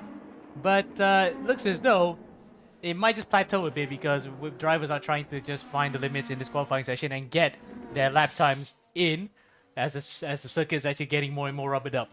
Yep, the track evolution is a thing even here in Assetto Corsa, so that's something that drivers will be banking on, where the track gets faster and faster as the session continues on, as more and more cars come over those racing lines here. So we'll see how that will turn out. 2 minutes and still remain in qualifying. 2 minutes here for Sai Priti Sudhakar to try to improve on his time. As of right now, he's still red in his delta though, so not quite finding the improvements that he's looking for, but we'll see whether or not he'll be able to get it in the next lap. He still will have another opportunity to go for another flying lap. Indeed, he has enough time to make 2 runs. Has no improvement on this one, so he will stay P2. Kyo Yim moved out to P3, but he's got traffic in front, whereas Keith Moore likewise too, and I think that looks like Murdoch. No, it's Cameron James, so one of the 2 handshake guys has made the trip here to Road Atlanta, and he comes across the line here for Keith Moore. Nope, no improvement for either of the both of them. Yep, still remains in P4 for now. And where exactly is Cameron James? Cameron James is currently in P9 here with a time of 1:10.302. And well, I guess for Keepmore, frustratingly stays ahead of him here, so he's going to come out of the way there, and Keepmore will pass him now for track position, and will have quite a bit of clear air here for him to do his one of maybe 2 probably his final run here. Yep, who else can we focus on? In fact, Fadli Rahmai, we'd be surprised to see that he actually dropped to P5 now, because Keith managed to jump him in the standings. So, yeah, Keith with another heroic run there to get up to P4. There is Fadli Rahmat. We will focus on him for just a bit, just to give a bit of airtime, and the fact that there's somebody right behind him watching his race. Oh, that's a big hop. That's Big hop, and that's it. That's the end of that. So, That's the end of it. Kyo okay. Yin right now is actually 2/10 up in his delta. Let's see whether or not he'll be able to improve on his time further here. He's right now currently holding provisional P3. Let's see whether or not he'll be able to make up into a P2. And I think with the delta as it is right now, that's a decent chance. But we'll have to see. He's still coming out of turn 6-7 for now, getting onto the back straight here. Will he be able to keep that delta, or will he still remain just frustratingly on that second row? yeah, we'll see about that. Here we go then. Coming up now to the final 2 corners of the lap. Technically 3, but they four in fact, but it becomes 3 as Kyo-Yim goes up. That's no. it. That's the end of that. Now we can actually have a chance to just give a focus on some of the other cars out on track, including Chong Jin Bin, who was the fastest in the silver class last time out in Shanghai. Let's see if he can maintain pole. In fact, it looks like he's on a good one here, but he could just secure pole by just staying on the track as it is now. There's Jin Bin, and he does qualify 15th overall, but first in the silver class. Yep. Well, I know, in fact, Denzel Weitan, the Swift sim racing driver, has jumped in for pole position. oh, okay. 0.6 of a second. Nice one there. That's going to be for the silver class, isn't it? So, well, he makes it up here.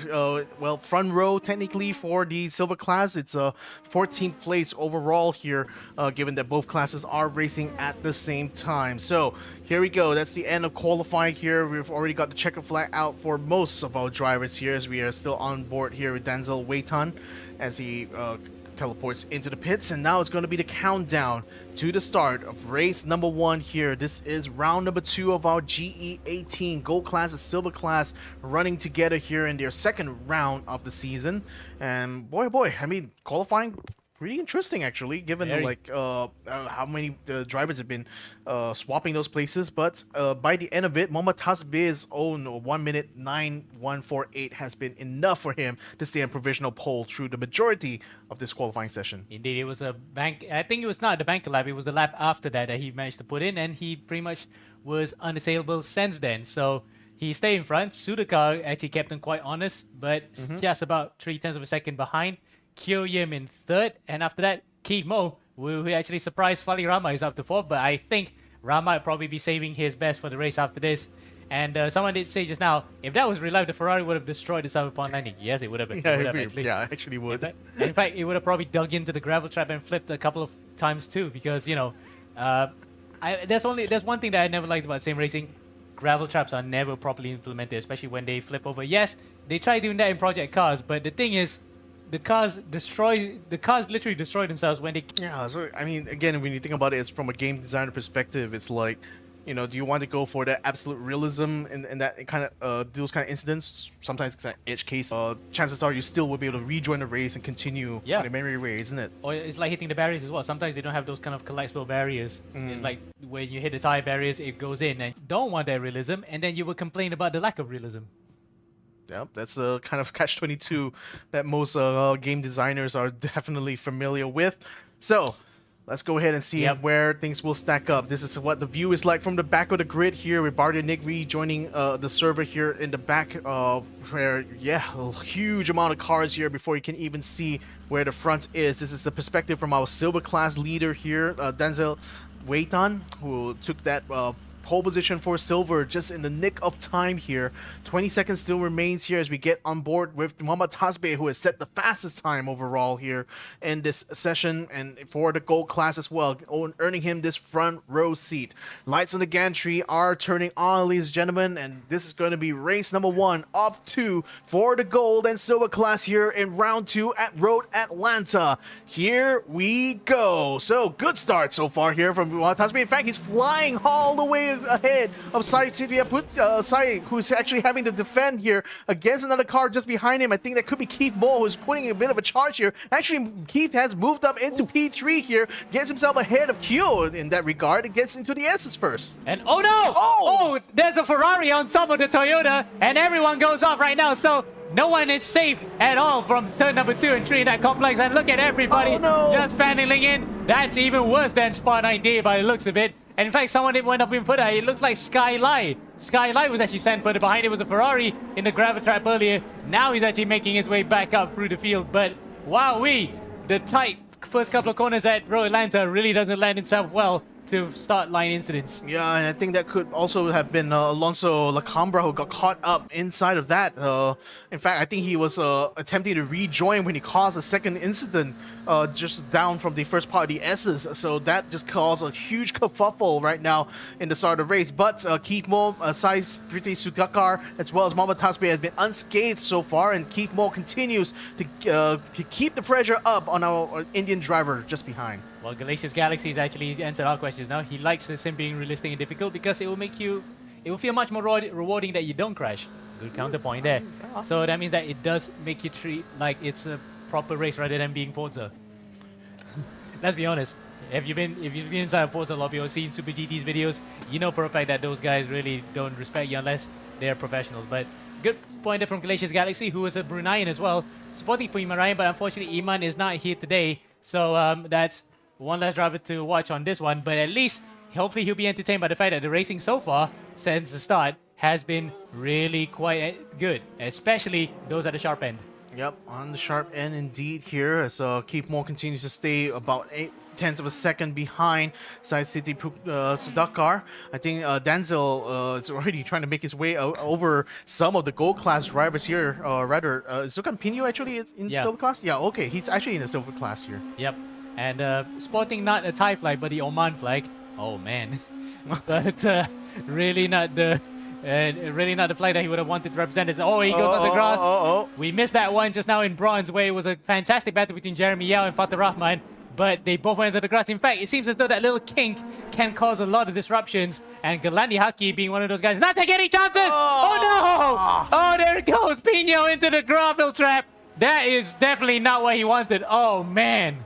Yeah, and unfortunately, that's just a bump out of the way there from another car from another class. Galandi Haki here, yeah. So I don't know how exactly it's going to be doled out there, but that definitely has ruined Sukan Pino's race here. And well, for Denzel, is going to continue to stay in the lead so far for the silver class. Yep. And someone said in the comments, I think just saw in our live timing screen, it was Justin out there saying Denzel Washington. Well, you're not wrong, but then again, completely different names and spellings there, Justin. Yeah, a completely different part of the world, in fact, given that Denzel Waitan is from the Philippines here, apparently, based on the flag. He is. Yeah, he is, right? Yeah. So, well, with his rival Sukan Pino out of the way there, Sukan Pino rejoins in P13, and Mohammad Shazwan bin Shamsul Bahri asks, what is this drumstick-looking track? It's yeah, actually, it does look a bit like a drumstick. I mean, I would say it would look a little bit more like a nugget, to be fair. But this track, this Road Atlanta, it is located in, where is that? Georgia? Georgia, Brazelton, Georgia, yeah. Yeah. Oh, there's a car stopped on, before we get back to that thought, someone stopped on the side of the track, and we can't pick them up right now. Number 28, Bardianik. Bardia, but there was another one at the start-finish line. It was an LMP2, but I can't pick up who is that right now. We can actually probably see it right about there. Yeah, you can see there it is. Yeah. Oh, there's more cars. Oh, just rejoined the track there, and Leo Long was just able to stay out of the way there and stay out of trouble while he continues to race some of the other cars around him here. Yeah. Leo Long is actually trying to... actually, no, I think those are cars that are outside of his phase of the race here because it's P25. He's actually racing against Nazmir Aslan, who is in P19. So if anything, he's actually the traffic in this instance. Yep. Oh, in fact, it is Justin Raul Dev. So Justin is the one. So something happened to his wheel over in Johor. So that's why he's stuck there on the side of the track. So hopefully he doesn't actually cause any more trouble if he wants to rejoin, but it looks as though there might be technical issues. In fact, Adriame also said just now that he had wheel problems, so that's why he stopped. Yeah, Adrian, that's why he had to disconnect at the end of race, towards the end of race number 2.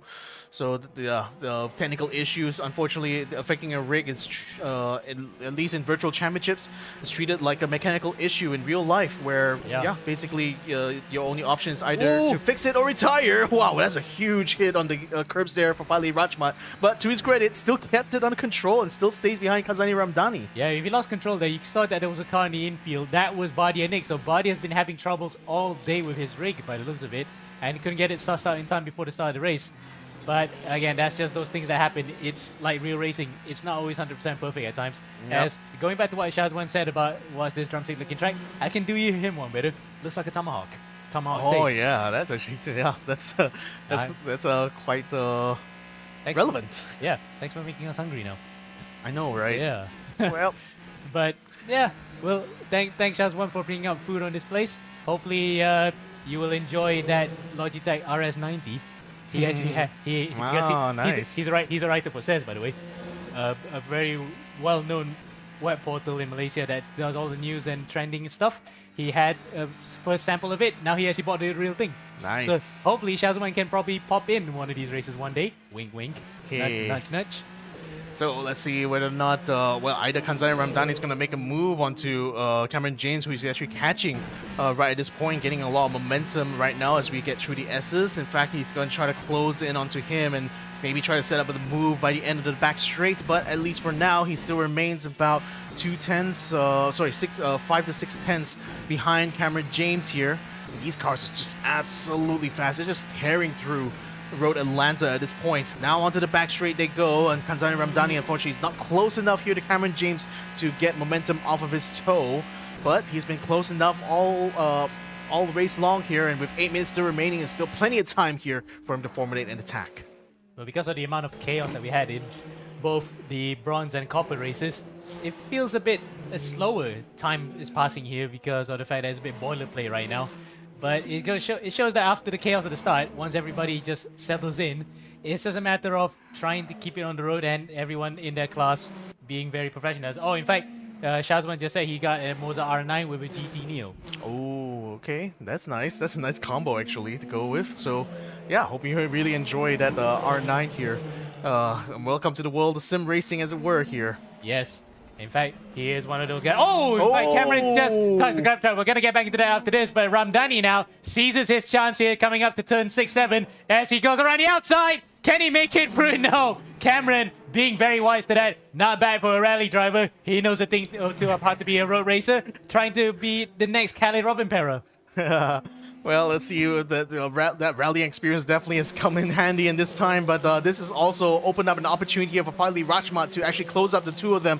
Kanzai Ramdani, though, will have to run up against Cameron James going to the braking of the chicane. In fact, Kanzai is going to be ahead of him in terms of braking as Cameron James is not able to defend that position, but he will try to catch him on the outside, maybe even onto the final turn, but Cameron James couldn't quite get a momentum on the exit coming out of the turn 10B, so we'll still stay in P5 for now. Kanzai Ramdani, though, still remains ahead going to turn 1. Fadli Rachmat now gets close, and very close, in fact, to Cameron James coming into turn 1. Now, what happened to Kanzani Ramdani? Ramdani, you can see his tag says number 23, 23rd position overall here. So something happened to Ramdani's transponder that has dropped him out of the race. But we can see physically right in front of us right now, he is batting for position. So let's hope that it's a bit of a neck collision. Cameron once again! Cameron once again jumps onto the gravel trap. But you can see Rahmat was not fazed by that, and Fadli goes out to P5. Yeah, that's actually a weird thing happening here to Kanzai Ramdani. I wonder if some sort of issue with the timing software, as it were, here. But we'll have to see. At least as far as we know, Kanzai Ramdani was actually ahead in terms of position here to Fadli Rachmat through that. So we'll have to see. Perhaps it could be because of some of the cars stopped on the side of the track, maybe messing up the timing a little bit. But we'll have to see whether that gets resolved by the end here. As wow, Cameron James is now trying to fight back, and this time he's closing in on Fadli Rachmat. Now coming into the final corner, Kanzai Ramdani goes completely off. I think he may have netcode issues there because I think he may have disconnected. In fact, as Fadli Rachmat now it's now side by side with Cameron James. Cameron coming around the inside as a silver class car just had to stay out of the way there. But the two cars are still coming into battle here. But Cameron James finally is ahead of Fadli Rachmat. I tell you what, I think Ayaz Abdullah, Kondonka Abdullah, was there probably watching his mirrors, and that was a good bit of driving. He actually stayed out of the way, though he was caught at the worst possible moment for both Cameron James and Fadli Rachmat, with Fadli coming out of the worst of the two by losing that position. I say worse as if it's a bad thing, but for Fadli's sake, because he had to work so hard to get the position, now he has to do it all over again, and against the same driver. Yeah, I can also confirm on my end here that Kanzai Ramdani has been shown to be disconnected from the server, so it could have been netcode issue here for Kanzai Ramdani. So unfortunate for the guy who was up until this point running in fifth position, but now Cameron James as well as Fadli Rachmat are still locked in the battle for that very position here, getting a little bit close under the chicane, under braking, but still Fadli Rachmat not able to find a way past Cameron James. A bit of traffic is coming up ahead. Maybe there could be a lifeline, or it could be a detriment here. We'll see that with the case. Now, in fact, Ari Rahman in the LMP2 car safely moves out of the way, so a good bit of driving from the silver driver.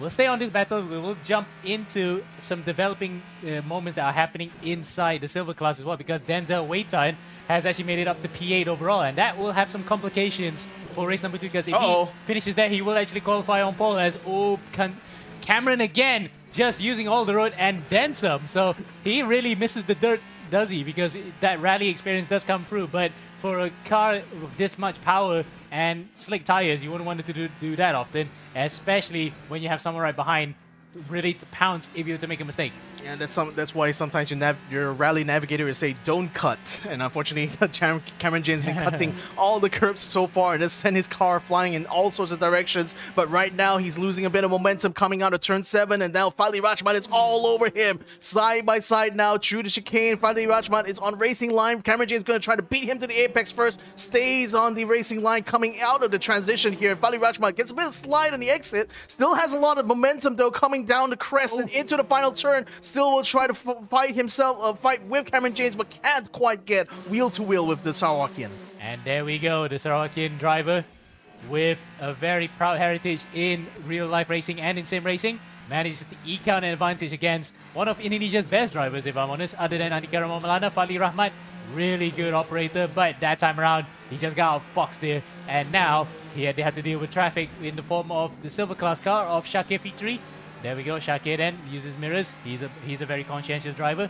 Goes out of the way there. Now, we go back to that battle here for the podium, in fact, in the silver class, with Ethan Lau and Apisak Chongkiti Warokul. Yep, two of them still locked in battle. One is a Thai driver ahead, and that's the Malaysian driver we're on board with right now. They've been close quite a bit now, and now only we're able to have a look on their little battle here. This here is a battle for the a podium position on the silver class. In fact, I think Apisak is P2 while Ethan Lau is in P3. So I think Ethan is also trying to get himself closer and closer, coming out the exit of turn 7. Both of them pretty much neck to neck now. But Ethan Lau will be able to take the slipstream coming off Apisak's car, and that's going to help him a lot here to stay alongside going to chicane. In fact, he's going to have to do it from the inside here, hoping to beat Apisak to the first apex of the chicane here. Will he be successful? Under braking though, he will be able to take the apex first. Apisak couldn't quite stay alongside, backs out of it, and Ethan Lau moves up to P2 in the silver class. Amazing bit of driving from the both of them, but even more so for Ethan. That takes him up to P2 in the silver class, but what a drive. That's some spectacular driving from the youngster. Really shows that he is one for the future, isn't he? And the fact that he is going full immersion by, again, showing that the seatbelts that he has on for proper immersion. Yep, and also OMP gloves to boot as well, so definitely not flexing on camera here. It's Ethan Lau. Definitely not. Either way, that was the developing battle that we were hoping to watch, and we finally got to see the resolution of. Now, we're back here to the other battle that's still ongoing. Even though it's not for the top end positions, it's still significant nonetheless, because we know Fadli Rahmat can be one of the most feisty drivers in the field, even though he doesn't look like it. You can see the feistiness on right now because Cameron is trying to block him out of the way. Coming out to turn number 1, there's Cameron on the inside. Still can't get through that time and blocks him on the way out. Wow, so, that's good. That's good. That's good driving. That's good driving. Yeah, I was gonna say from Cameron James. I mean, he's defending that position pretty much very handily here against Fadli Rachmat, and that's not an easy thing to do here. So we'll see whether or not he'll be able to keep it out. He's only got perhaps another lap to go, or rather, he may not be able to keep it together this time though. As Fadli Rachmat finds a way around the outside, Cameron James is going to try to switch around, but couldn't quite keep Fadli out of the way here and out for the racing line. Fadli Rachmat moves up into P5. And once again, it's that mistake that Cameron makes at turn number 5. Just clips the gravel on the outside, loses momentum, and that allows Fali to come through. But out of our cameras, Oh, Tasby! Tasby has come across the line and takes victory here for race number 1 in round 2. Meanwhile, Sai Suzuka hangs on to P3 just in front of Keith Mo. What a way for the drivers to round at the podium there with Raja Miroshaka and Aston Martin. The hard racing Aston Martin in 4th. 5th will be Fadarama. We saw that battle just now ending. And 6th will be Cameron James. Meanwhile, Denzel Waitan, who has a commanding advantage over Ethan Lowe, about 4 seconds to the good here. Let's see then. He is going to be on pole position, or is it going to be somewhere in the middle of that top 10? Because we weren't sure just now because there was uncertainties about how many gold drivers will be taking part, but it looks as though it's a healthy grid nonetheless. So Denzel Waitan will take an inaugural victory in the Global Edition. And for the Philippines and Swift Sim Racing, that's another victor on the cards. You can see there, fist pumping, and looks at the camera.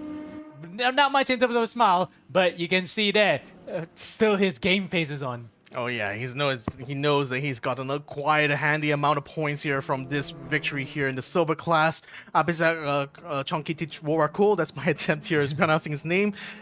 He does finish in P3 here, and he is in the 10th position in the track overall. So that will allow him to actually get the reverse grid start here in the front row. So he has to have a look on him on camera right now. Definitely looking pretty happy with his efforts so far. Yep, and another proud Moza user. Plug there because Moza is really good. Everyone loves a Moza wheel. It is affordable and it works quite well with a very good build quality. So then, that will be plug it away. By the way, Tasby then winner here. We're waiting and seeing when the server takes over whether or not he's gonna start from 10th or from 8th because that will make his work less of a burden and more just trying to ease other drivers off his skill set out of the way. But for now, he takes over commanding win and championship lead in the gold class. Yep. And we'll have to see what the reverse grid position will be. I think it still will be the top 10 though, so that would mean that Apisak will be the one in front row. But if it's only a top 8, then only Denzel will be the one in front row. And getting the silver class driver, that's going to make it a tough job for Ethan and Apisak to actually challenge him in race number 2, as we saw with Chester Elok when we came to the first race of the season here. So, and Chester, by the way, all the way down in P21, so he hasn't had quite a good race here at all, and stands to lose out quite a bit of points as a result. So this could be, well, again, opportunities here for the silver class drivers, given that the championships condition behind Chester Elok is extremely close. So any additional points you can eke out of this one here, it's going to help a lot. 22 points, yeah, it's quite sizable. It's just about less than a race win, but those other drivers who are just behind him in the immediate vicinity, this will be a moment for them to claw back some points, especially for the likes of Ethan Lowe, who is there, Sukan Pino, and Chong Kitiwarakol as well, who's also right up there in the mix of that fight. Again, you cannot discount out any of those top 8 guys that I mentioned earlier. Though Justin may be a little bit outside right now because the fact that he didn't get to finish the race, I think he might have had equipment failure too. Yeah, in fact, he's all the way down in P28, so very much having to deal with some technical issues in his end, given that he had to stop on the side of the road. So hopefully he's got that fixed by the time we get into race 2, and hopefully be able to fight for something. But given that he's going to be starting from the back, it's going to be quite the long shot really for him to get into the points, given that only the top 10 places here in each class, by the way, top 10 places are the ones who actually get points out of race number 2. So it's even tougher kind of like a job here for Justin Raoul-Dev, but we'll see whether or not he'll be able to keep calm and carry on. Yes, indeed. And speaking of keeping on, carry on, Chong Jinbin as well. Again, it's a case of he has the pace to match the guys up in front. In fact, he qualified on pole in Shanghai, and he had the fastest lap on both occasions, but because of incidents, he couldn't actually translate that into win. So, unfortunately for him, it might be the same case here, but we'll see whether or not he could claw back some points through fast laps again, because otherwise, he'll have a lot of work to do if he was to try and claim a championship in the silver class. Meanwhile, it is confirmed that it is top 8 and Denzel Waitan is on pole position. Just like what we had in the first round of the season, race number 2 in Shanghai, it was an LMP2 in France. Let's see how it goes for the start here, as this is how it looks like up in front for him. Whereas from the back, Justin Raoul-Dev, this is what it looks like. Yeah, what a huge contrast here, and that's just based on where you start on the grid here in the standing start. So Denzel, as long as he keeps it nice and clean here for this race, he will certainly be. He's already in a huge advantage right now of keeping the lead in the silver class. Lights on the gantry coming on once more for the final race of the night. Race number 2 of round 2 for the gold and silver class is go. Denzel Weitan, Gerlanti Haki are going to be side by side going through, and I think finally he's looking to try to cut in the middle of the two of them. In fact, he's already ahead of Denzel, who loses out more positions here to the gold class drivers as they come through. Still tree wide, they're going through the S's. Gerlanti Haki is going to try to fight for the lead here versus Fali Rahmat, but unfortunately Fali had to fall back here, and Gerlanti Haki takes the lead of the race. Yep, and further behind there was some kerfuffle here coming through turn number 1. I saw a couple of Le Mans hypercars and LMP2s being involved in that one. So luckily though, as you can see the map, everyone's actually cleared that up right now. Side by side goes Raja Mirashakkat and Fali Rahmat is here for the first time. We get to hear the Aston Martin in action. Yep. Raja Mirashakkat now getting the good run up, or rather, is he going to get the good run up? Doesn't quite have the momentum though, but will have the slipstream off of Fali Rajmat's car on the back straight. Now starts to gain a little bit more momentum as he approaches the chicane. In fact, Raja Mirashakkat is going to try to take around the outside of the first part of 10A. Let's see whether or not finally will be able to keep his line. He's going to keep it nice and tidy. He keeps his car just ahead of the Aston Martin Valkyrie of Rajamil Shaukat and still remains ahead of him going into the final turn. I mean, wow, behind them, Sai Suzuka is also lining one up. In fact, he's going to try to go inside. Chester Elong has retired from the race, so that's a round to forget for him. At least he can put this under the bin and has his drop points. But certainly, he will have to rebuild his confidence quickly because the next round comes about next week. Yep, so still plenty of time for him to prepare, and I think he's only got like what, another 15 minutes extra time for him to prepare compared to everyone else who is still in the running right now in the silver class. Side City Sudakar not able to gain much out of the S's here against Rajamil Shaukat, so he'll fall about half a second behind them. But again, these cars are extremely fast as they come around Road Atlanta. Coming out turn 7 now, 1, 2, and 3. Gerlandi Haki, Fadli Rashmat, and Rajamil Shaukat. Yep, so we run through that again. That's Haki. And he's not that far away. A second in front of Fali Rahmat. And this one's a more open race because Tazbi has not been able to make do with his starting position. He started further up than he would have liked. Further up than he really hoped for. But he's dropped to P21 right now. So let's see what he can do from there. Definitely not going to be on for a double here. Regardless of that, it's still going to be an open race up in front. Yep, very wide open here for the gold class. As right now, I think Rajamil Shaukat got Sai Priti Sudakar for company now coming out of turn 1. Sai was able to gain on him coming out of chicane. Now can he keep those gains, to get into the S's here? That seemed to be where that Sai was not able to gain that time, and it looks like as the S's continue to roll on, Raja Mishaka is pulling further and further ahead, so it seems like Raja is a lot stronger in this part. Does get a little bit of a jump on the exit though, and that's opened up the door here for Sai Priti Sudakar to try to get alongside going to turn 6. Yep, and oh no, good defending from Raja. He prevents that from happening and stays P3 for now. Is in front. Rahmat is actually right up to the back of Galandi Haki, so we're going to jump to that one now. This is the battle between a Lamborghini and a Ferrari for the front of the field, but two Indonesians. Let's see then. Fali Rahmat is all smiles. He knows that this is here for the taking. Oh, he's having a lot of fun right now. Having a pick on the inside. He's going to try to outbreak Gerlandi Haki, but Gerlandi keeps his car on the line just in the nick of time to block him out. So he stays behind him coming out of turn 10B. Now coming into the final turn here. He's going to try to close that gap once more, but he's going to have to do it once more onto Gerlandi Haki.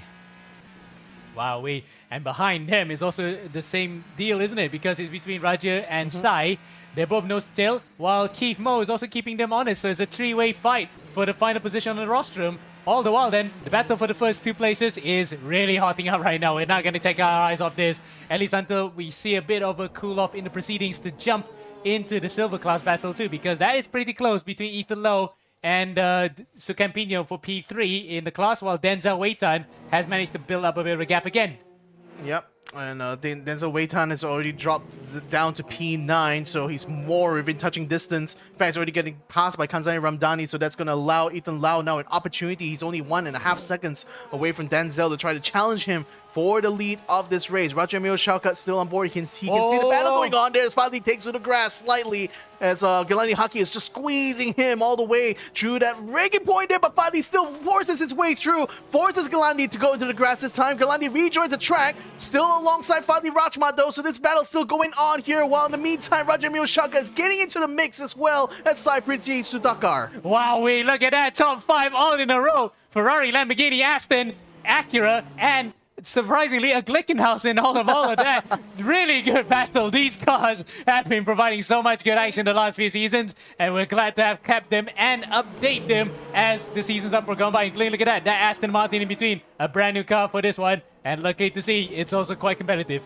Yeah, very competitive indeed in the hands, especially in the hands of Galani Haki, but he lost the lead right now to Fadli Rachman. He's going to try to chase it back, but Keith Moore and Saipriti Sudhakar as well as Roger Emil Shaukat are locked in their own battle here to try to get themselves on a podium. Galani Haki seems to be losing quite a bit of time since he's got passed by Fadli Rachman, so now Roger Emil Shaukat's got a good chance to get onto him from the back straight. Yeah, I think there will be a bit of consternations and a protest on the way from Galani Haki because he just got barged out of the way. We saw it from the onboard of Raja Shaukat, how that happened, and he might have sustained a bit of damage. Looked a bit of net code as well because there was a bit of distance between the both of them, but Fadli then muscles his way past and now holds on to the lead. But for how long here? Can Galandi find the pace again, or will he become a cock in the bottle that holds up the 3rd, 4th, and 5th right behind him and let Fadli get away? Yeah, this is the kind of racing I'll love to see. 5 cars locked in lockstep with each other, only separated by less than half a second between them.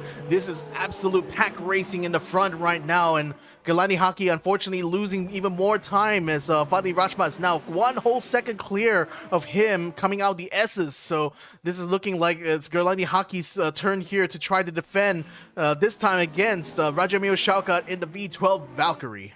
Yep, and then after that behind him is the Acura, also a hybrid car.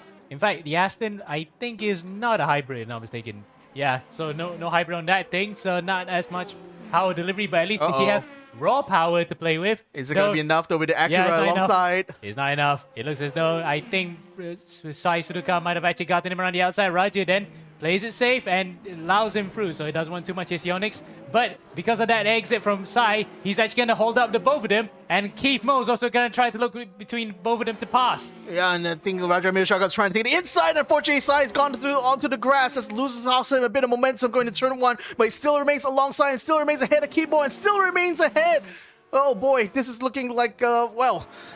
Oh, and yeah, Alonso Marcus Lacambra has actually caught up to Keith Moore as well, so this makes it now a 6-way battle here going on towards the podium. Yeah, with different nationalities and 6 different cars at the front. Talk about manufacturer diversity right there. And here, Lacambra, we saw him, how desperately close he actually needed to win last year's silver title. He has graduated up to the gold class, finds the going a bit tougher, but nonetheless, he is still very competitive, and he will love to do it here in a Peugeot, which is not the updated version, by the way, with Wing. We were hoping to see the new Peugeot, but instead we had the Aston. Maybe for next season we're gonna get a Peugeot. I also made note of that back in round 1 as well. This is the older version, the wingless Peugeot, which unfortunately they had to put the wing back on there. Yeah. So, well, at least we get a little bit of a throwback here. Well, it's not a wing per se. It's actually just more side winglets as part of the Evolution Jokers that they're allowed to develop on that car. Yep, and well, regardless of the case, Alonso Lacambra is now caught up here, but I think Keith Moore is attempting to have a peek at the inside of Raja Emil Shaukat, who just lost P3 to Saipriti Sudhakar, is looking to try to defend his position now against the youngster here, Keith Moore. You can see on your screens here, attempting to try to keep close to him to the S's, but Raja seems to have the S's very much in his hands here, always constantly gaining ahead of anyone there. Oh, big hit on the curb there for Keith Moore. And that might allow Lacambra to actually get by him, so the 2 youngsters both have karting experience, now can go at it head-to-head in a straight fight. We would love to actually just stay here, maybe just for a while. Let's see the resolution to this particular battle. If it starts to just string out a bit, then we could jump back to a potentially close, engrossing battle between Denzel Waitan and Ethan Lowe, because there was about 0.8 of a second between the both of them, but then Tazbe has actually sandwiched himself between that, so the battle is adjourned just for the time being, but we're focusing right now on the sharp end of the entire overall field. That could change at any time too. Yep, and in fact, like Denzel is actually battling it out with Kanzani Ramdani just off the camera here. So he's attempting to try to put some cars between himself and the his nearest rival in the silver class here. But unfortunately, we'll have to give way as Mohammad Tasbih finds his way through and is now up into P11. Denzel Weitan though still has another gold class driver behind. Yeah, there's a Ferrari just behind him in Sky. Sky Lai, so that's the only car splitting between him as well as Ethan Lau, who remains 1.1 seconds behind the Ferrari, which is now on the verge of overtaking our silver class leader. Yep, coming up now to the S's once again.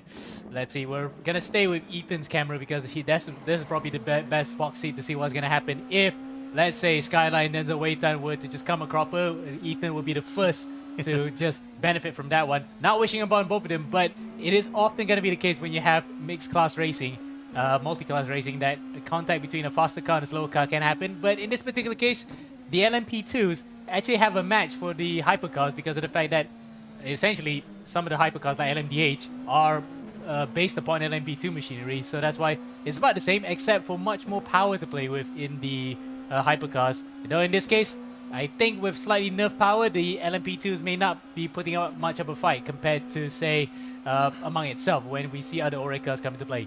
Yeah, and especially given the fast and flowy nature of Road Atlanta, this condition suits the more powerful LMDH cars anyway here. So, well, in any case, Denzel Weitan having to get out of the way of that Ferrari has actually lost him quite a bit of time, which has now allowed Ethan Lau to come within half a second of him, actually, by the final corner. So now this is an absolute battle for the lead in the silver class unfolding before our very eyes. Denzel Weitan still ahead of Ethan Lau. Ethan's starting to gain on him over the crest.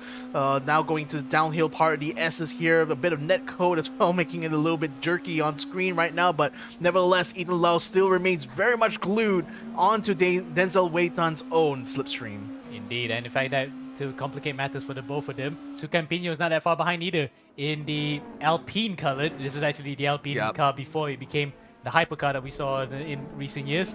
But Campino then tried to make up for the disappointment of race number 1 after he got punted out. In fact, there goes Ethan! Ethan's out of the race, I think. He's just dropped out. Would you believe it? Ethan Lau, who was a potential fighter for the overall, for the LMP2 win in the silver class, is now out of it. And meanwhile, up in front, Tasbih is actually gone off too. Yeah, Tasbih's gone off and he's trying to fight Kanzani Ramdani for position here, or rather, it was Ramdani who went off. Yeah, that's right. It's Ramdani who went off there. But oh my goodness, I hope I didn't commentate curse Ethan Lau by noticing the slight netcode issues as we were on board with him just now. But whatever the case, that does mean that Ethan Lau unfortunately is out of this race with a DNF. Oh wow, what a shame. We were building up that particular battle. In fact, we still have that battle, by the way, because Pino in the number 36 Orica Alpine is still just about 5 tenths of a second behind the Filipino. So it's a Thai Filipino fight for the silver class win. And let's see if it's going to be a double for Weitan, or is Pino going to pick up his first ever win in the GP Global Edition? And this could be like a setup for revenge, maybe, because I think both Denzel and Sukan got into a bit of a scrap in race 1 earlier. So now it's going to be a fight for the lead in the silver class here. And Sukan Pino is in a good position here to try to take it from Denzel Weitan. Just needs to close that gap up. And we still got another 1 minute and 40 seconds, another 2 more laps, I expect. Although our race leader currently is now headed towards turn 6 here as we speak. So Sukan Pino's got this amount of time left to try to close that gap and hopefully be able to challenge Denzel Weitan for the lead in the silver class. Meanwhile, there was a good battle between Ramdani and Skylar. We saw it just now while we were on board with Pino. There's that battle between the two Ferraris. Two similarly liveried ones. One is a different version of the other, shall we say, because that one behind, which is Ramdani's livery, is the version from a couple of years back, whereas this Skyline's version is the one that won Le Mans this year. There's a bit of a problem there again. The problem that Cameron James had, he just touched too much grass and gravel, just launches up in the air, but Skyline manages to get it back at Ramdani, which allows Chong Jin Bin to have a good boxy here. In fact, we will jump to him and see how it's like from his point of view.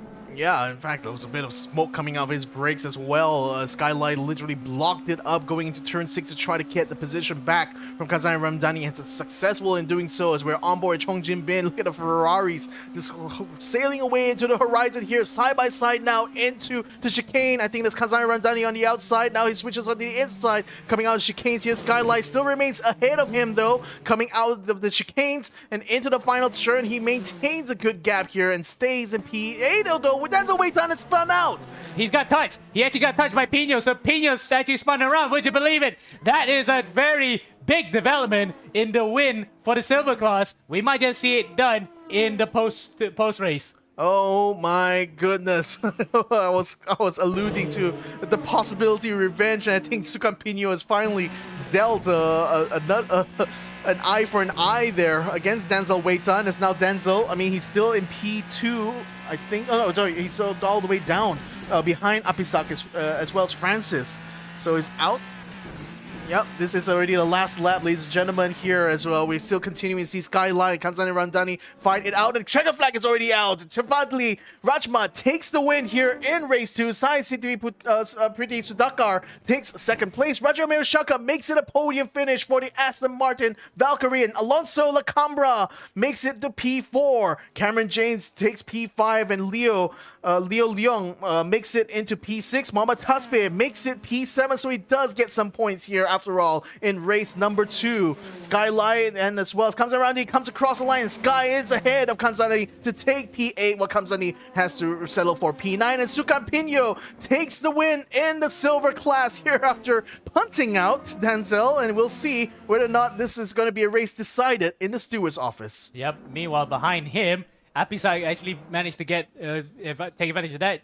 Chong Kiti Oracle manages to get out to P2 and a tie 1-2 for those two. But the thing is, I don't think they're part of the same team. There might be one is Team Aitan and the other one is Over Me Esports. So different teams, but regardless, a tie 1-2 for Chong Kiti Oracle and Sucampino. That will do them quite nicely indeed. Meanwhile, Francis Gonzalez actually finishes behind one of the... Oh no, in fact, he managed to get ahead of Denzel Waitan, but Waitan then will be hard done for the fact that he got punted off there. Yeah, I mean, that's going to be definitely something that will be investigated by our race steward here after this. And yep, Galaxy, you've stated it right. Iman's going to have quite the tough fight ahead of him in the rest of the season. There's only 2 more rounds to finish it off. That's going to be coming in the next couple of weeks. So make sure you guys stay tuned with us for that. But wow, brilliant race all around here. I mean, chaotic, especially for the bronze and the copper class, and even though like gold and silver are relatively like fewer cars in this in these 2 classes, but it still had quite a few incidents.